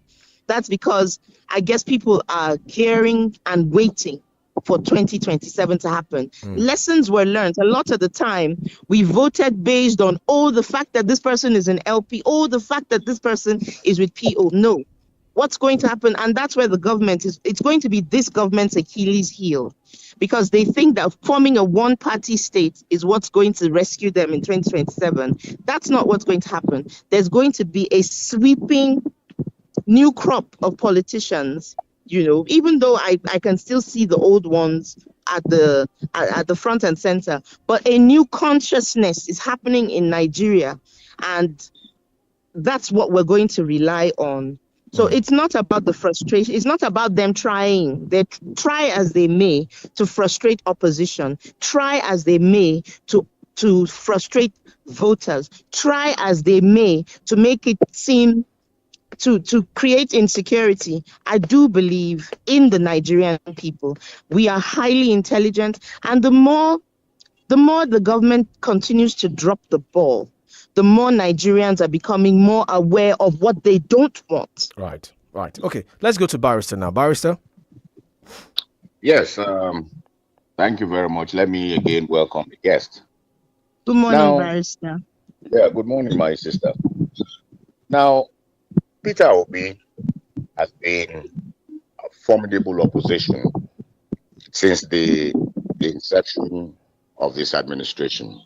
Sadly, however, your members who were privileged to have been elected into the national legislature, rather than continue in that state of opposition of the current administration, appear to be romancing the administration. We hardly hear from them. And when we hear from them, it is that they are in agreement with the ruling party on policies and programs which majority of Nigerians find hurtful. So how do we trust the Labour Party in the coming election if they can so betray us? It's not the Labour Party that betrayed you. I resent that statement. It's not the Labour Party that betrayed you. It's human beings that betrayed you. And what I was saying, maybe I didn't come across properly. What I was saying in the last time is, what happened was there was this sweeping support for Peter Obi, and many young Nigerians were hoodwinked into believing that was the way to go. We've learned lessons, and these lessons go with us. Now, what people are going to do, and it's hindsight, beautiful thing. What has happened is that Nigerian youth are going to look back and say to themselves, no, it's going to be about competence. Is this person competent? Is this person capable? Does this person have compassion? What is this person's track record? Where is this person coming from? Those are the things that are going to dictate who comes in. And that's why I'm saying that this one-party state that APC is gunning for, it won't really work for them in 2027. Call me naive. I know I'm a political neophyte, but hey, I'm growing and I'm learning fast. So what's going to happen is young people are going to look at those who are competent, who have a track record, who can show that they have the capacity. So it's not about who you are affiliated with. You can be affiliated with the strong men, but that doesn't, you see, I've forgotten who made that comment, but when he said it, it did warm my heart. And, was it? I've forgotten the name, but the person said that a lot of these people are moving to the APC, but the people are not. A lot of these politicians are moving to the APC, but their people, the grassroots, are not. All right. Okay, so you mentioned the issue of voter apathy earlier, and it's a very concerning subject because the numbers have been dropping rapidly since 2015 or thereabout. In the last election, over 80 million people registered to vote. Only about 20 million, came out to vote eventually. In fact, if you put the figures released by INEC, scored by each of the presidential candidates, it's just about 23 million or thereabout. So that means that less than 26.7% of the people who registered to vote came out to actually vote on that day. So how confident are you about 2027, and how do you think this can change? Because in 2023, people said they were tired of the Buhari government, that they were going to come out, but only 26% came out to vote eventually. Eventually, I'm confident about 2023. Let's not forget that we have a new demography of 18-year-olds, about 20 million of them, who are politically, let me go personal now. Right. In my son's school, one of my children, his school, he decided to run for office. And guess what? I didn't realize that children from the age of 9 to 17 could be so politically charged. So when they say in sociology that we are political animals or we are social animals, it is so true, because I saw young children gather themselves in such a manner. So there's something that's happening in the Nigerian sphere, especially amongst young people, that they understand how important their single vote is. So that voter apathy, I doubt very strongly that it will be represented again in 2027. And if it does, it is still an indictment on this government and successive governments. Right. Because I say it clearly, many governments, successive governments, including this one, they thrive on insecurity. They thrive on misinformation. They thrive on all the things, the anomalies that are happening in Nigeria, because it now keeps them in power. For how long do you think Nigerians will remain subservient to suffering? Right. Those are the questions that any government with the intention to bring good to should be asking themselves. Right. Everywhere you go, from the marketplace, yes, they'll tell you all the economic, the business times, this time, it's all fine and dandy on a piece of paper. But then how does that translate to the market woman? How does that translate into primary health care, the improvement of primary health care and better infrastructure? How does all these figures that they bandy around, how do these figures translate into better education for our students who are in school? Right. So when it comes to real life, the assessment is very, very poor. Yes. They've scored less than 5% with the Nigerian people. Right. Well, one of the things that have come up in the last couple of months, especially since that coalition emerged, is the argument for and against Southern presidency or a Northern candidate. And one of the people that have spoken in favor of going for a Northerner is Kenneth Okonkwo, who used to be in the Labour Party. His argument is that it takes a Northerner, a political heavyweight like Atiku Abubakar, that can defeat Bola Ahmed Tinubu in 2027 election. And his argument is against Southern presidency. What do you make of Kenneth Okonkwo's argument, and those who also say if the grievance is against the APC government, you need somebody with that heavyweight to defeat him? And they also argue that maybe if you look at the figures in 2023, Peter Obi had about 6 million based on what was released by INEC. Atiku Abubakar also had about 6 million. put that together, that's 12 million. That defeats, Bola Tinubu hands down. That if that is replicated, what was done in 2019 is done again in 2027. Atiku will beat ticket in 2027. That's the way to go to defeat the APC. So I want your thoughts on those issues. So basically, your question, if I understand you right, your question is you're saying that Peter Obi should deputize. No, I'm saying that. What do you make of that argument? Wait, hold on. Mr. Kenneth Okonkwo is entitled to his opinion. Yes. I won't dwell on that. As I am entitled to mine. It's not a conversation that I'm even disposed to want to have. Mr. Peter Obi is running for the office of president, the first office, and that's what we support him for.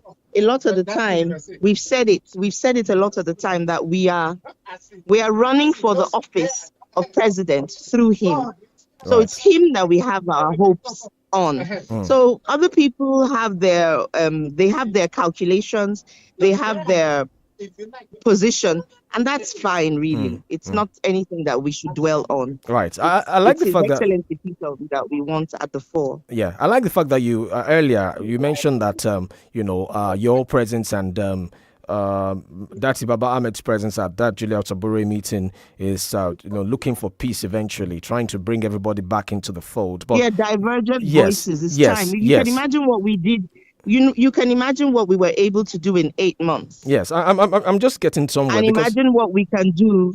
Yes. With the time we have left, if we just come together. Yes, I'm getting somewhere because the interim committee under Nenadi Usman issued a statement after the meeting, trying to caution that Baba Ahmed for a statement where he appeared to have endorsed Julius Abure as the party's substantive national chairman. So the Nenadi Usman faction issued a statement saying that the Supreme Court had settled the party's leadership dispute in the judgment, and that they are the ones recognized as leaders of the party. So if you're hearing this again, what's your point? My question to you, Kanaka, so if you're hearing this again, does it bother you that this affects the peace process? The Nenadi Usman faction cautioning that Baba Ahmed for attending the meeting. It doesn't bother me. Doesn't bother me at all. I think it was not necessary, which I put on one of our platforms. I don't think it was necessary. But if they feel that was the way they wanted to respond, that's fine. What's done is done. If anybody knows Nana Sani Kazori, I'm very solution oriented. When I look back, it's because I'm saying, okay, how do I resolve this matter? So if they felt that was the best way to respond, that's fine. There's nothing wrong with that. At the end of the day, intention is what matters. He stated very clearly what his intentions are. He said it that he was just here to let me see if I can retrieve the quotes. He was very, very clear on his words, and he didn't mince words. I particularly love where he said it is easier to smash the head of APC than it is to come between himself and his principal. So that shows you loyalty. That shows you somebody that is willing, you understand, to just do things differently. Enough of the bickering. Enough of it already, and let's come together and work for our party. Whatever that is, you guys should just leave us alone to resolve our issues. We cannot leave you. For us to look inward. Yes, we cannot leave you alone. You are a political party, and we would definitely be observing on the sideline as we approach the election. So whatever happens, the undercurrent, everything, we cannot ignore. We're always going to ask you questions because you are the ones that will present the candidate to us. There's no independent candidacy in Nigeria. So whatever happens within your political party is going to, trickle down into the main election. I'm not saying leading up, but in terms of how it is we want to resolve our internal conflict. Okay. Do you understand? Yeah, just allow us. That's what I'm being specific now. All right. Allow us go in like how China did at some point, where we just close the doors to everybody. We close the doors to dissenting voices. We close the doors to any distraction, and we just forge ahead. And hopefully we'll come out stronger and better. Yeah. Right. Okay, so we're about wrapping up now. So, Prof, your final round of questions, and then we'll go to Barrister and get his own final round of questions as well. Prof? We have to wish the party well. We hope that you'll be able to have that good, frank discussions and come out strong. Your party hold a great promise during the 2023 Prof, your line seems unstable. Okay. I can hardly hear Prof. Prof, we can hardly hear you. Oh. Can you hear me now? Yes, sir. Yes. So, I said the party had great promise in 2023, and as they move to 2027, we hope that they will to revive the party. But in terms of major issues that they are going to focus on in 2027, what's the party's take? Is there a transformation between 2023 now to continue the way it has it did in 2023? Prof, I couldn't make out Prof. I didn't hear the last part, Prof. I didn't hear the last part, but I think what he was trying to say is, okay, Prof, you want to please? Is there any coming out of the whole challenges that we have seen within the party in terms of programs? All of this is work in progress. Let's first gather ourselves, gather our thoughts, and let's work toward peace and reconciliation, which has already begun. You know, a lot of people were even saying all manner of things about Dirty's appearance at that, Dr. Baba Ahmed's appearance at that program. But guess what? He himself and Peter Obi, they had their closed door meeting just yesterday. And I remember I broke the news. And so we need, right now, what we're doing is settling all those divergent voices and looking for how we can come back together and, you know, forge ahead. So yes, hopefully we are still going to leverage on what we were able to do in 2023. Like I like to say, they didn't see us coming. This time they will see us coming and there's nothing they can do about it. We know that the reasons we have any problems in our party, it's government sponsored, but we aren't deterred. We are not deterred. Our plan is to get them out of government. No matter how they've sorted themselves out, we have a plan. We will go through with that plan, and I wish us all the very best. Right, Barrister, final comment, final question as we wrap up with Nana Kazori. Yes, let me just ask you this before you go. Yes, Barrister. Quite a number of people identify your party with the social media, such that in the last 2023 elections, out of about 8,800 wards in Nigeria, your party did not field, what do you call them? Agents. The agents in a sizable number of those wards. Are you working to rectify that anomaly? First and foremost, okay. Looking towards 2027. So your question and comment is two pronged. Let me start with the first one. That's how they said we were 4 people tweeting in a room. And we surprised them, didn't we? I know that we won that election, but that's a whole other kettle of fish. Yes, it is it's something we're working on, ensuring that we have our agents represented. We did have agents represented. We do know that there was a lot of wuru and mago that happened. We cannot deny that people were stopped from voting. People were stopped from voting if they look like a particular ethnic group. It's the records are there. It's not this is not rumor. So it's work in progress. And the thing is, part of the thing, and now for everyone hearing my voice, irrespective of whichever party you belong to, one thing we do in terms of educating people is very simple. Make double sure that if there are 20 of you within your polling unit, your polling booth, make sure all 20 of you come out. It's a lot more difficult, and that's why we're fighting for electoral reforms right now. You understand? Because we know that without the electoral reforms, we would still be having the same conversations, which is what this government wants. They want us to keep going in a merry-go-round like a carousel. Nigerians are wiser than we were in 1999, leading up until 2023. So what we want is that the IREV, we want for the election results to be computed and for it to be received live. So it's not just even about the agents. We are going to be agents. We're going to be there with our 2 eyes, hands and feet. Let's see how they will want to kill all of us, for example. How many canisters do they have? How many bullets do they have to take us all out? All right. We feel slighted. We feel cheated. I doubt we're going to allow a repeat performance this time. Okay. Right. Now, let's Because make you it laugh. happened. Let's make you laugh as part of our Yes, please tradition. make me laugh. Yes, before we go. Yeah. I hope your son's team is not affiliated to Arsenal.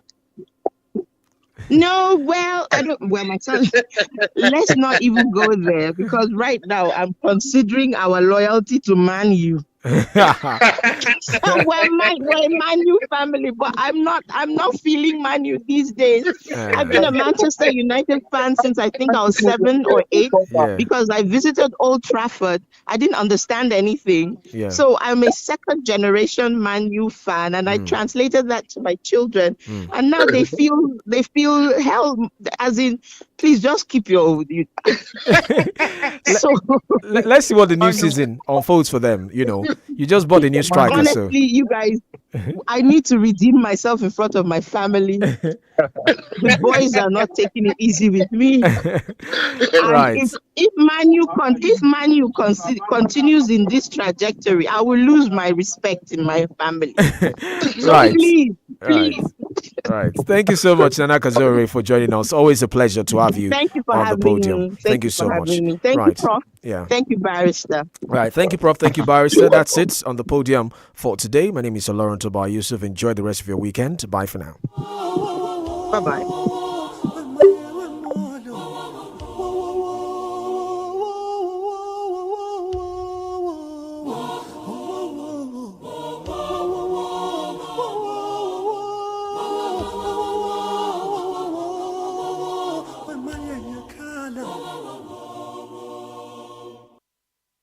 Safasa pelisizo simnyama iwasafa isizwe saba yamula mola haimiko kalize wemaye wemolo Safasa pelisizo simnyama iwasafa isizwe saba yamula mola haimiko kalize. From the hottest gist to the coolest stories, Hook up to the latest on everything entertainment. We know what you want. All my favorite songs. on 32 FM 94.9. Heaven made a radio, gave it a soul, and called it. Heart's a stereo, it beats for you, so listen close. 32 FM 94.9. Filling the world with laughter. Make me your radio and turn me up when you feel low. Are you ready? Ràkúnmí dìrù kalẹ̀, ewúrẹ́ túra ṣe. Àtàrí àjànàkúta yọ wọn ọmọdé lè dàyàkà. Lọ́rọ̀ bá di ti ká gbóhùn sáfẹ́fẹ́. Ká má tanra ẹni, bàbá ju bàbá lọ.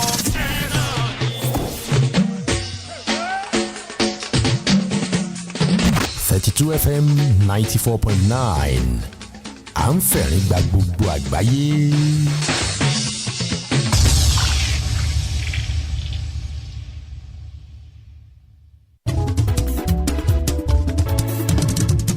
ó sẹ́ omi rẹ̀ títí ó jálé owó jákọ́ 32 FM lẹ́ ń gbọ́ 94.9 rẹ̀ o. ó sẹ́ omi rẹ̀ títí ó jálé owó jákọ́ 32 FM lẹ́ ń gbọ́ 94.9 rẹ̀ o. adé orí ọ̀kùn kò má jọ tẹ́yẹkẹ́yẹ lọ́tún là ń bọ́jọ́ àwa lálára gbà yí dá. ó sẹ́ omi rẹ̀ títí dára ó jálé owó jákọ́ 32 FM lẹ́ ń gbọ́ 94.9 rẹ̀ o. níkànnì kẹrìnléláàádọ́rùn tó ń fa mẹ́sàn-án ẹ̀ bọ̀ lẹ́yìn 32 FM 94.9 à ń fẹ̀rín gba gbogbo àgbáyé.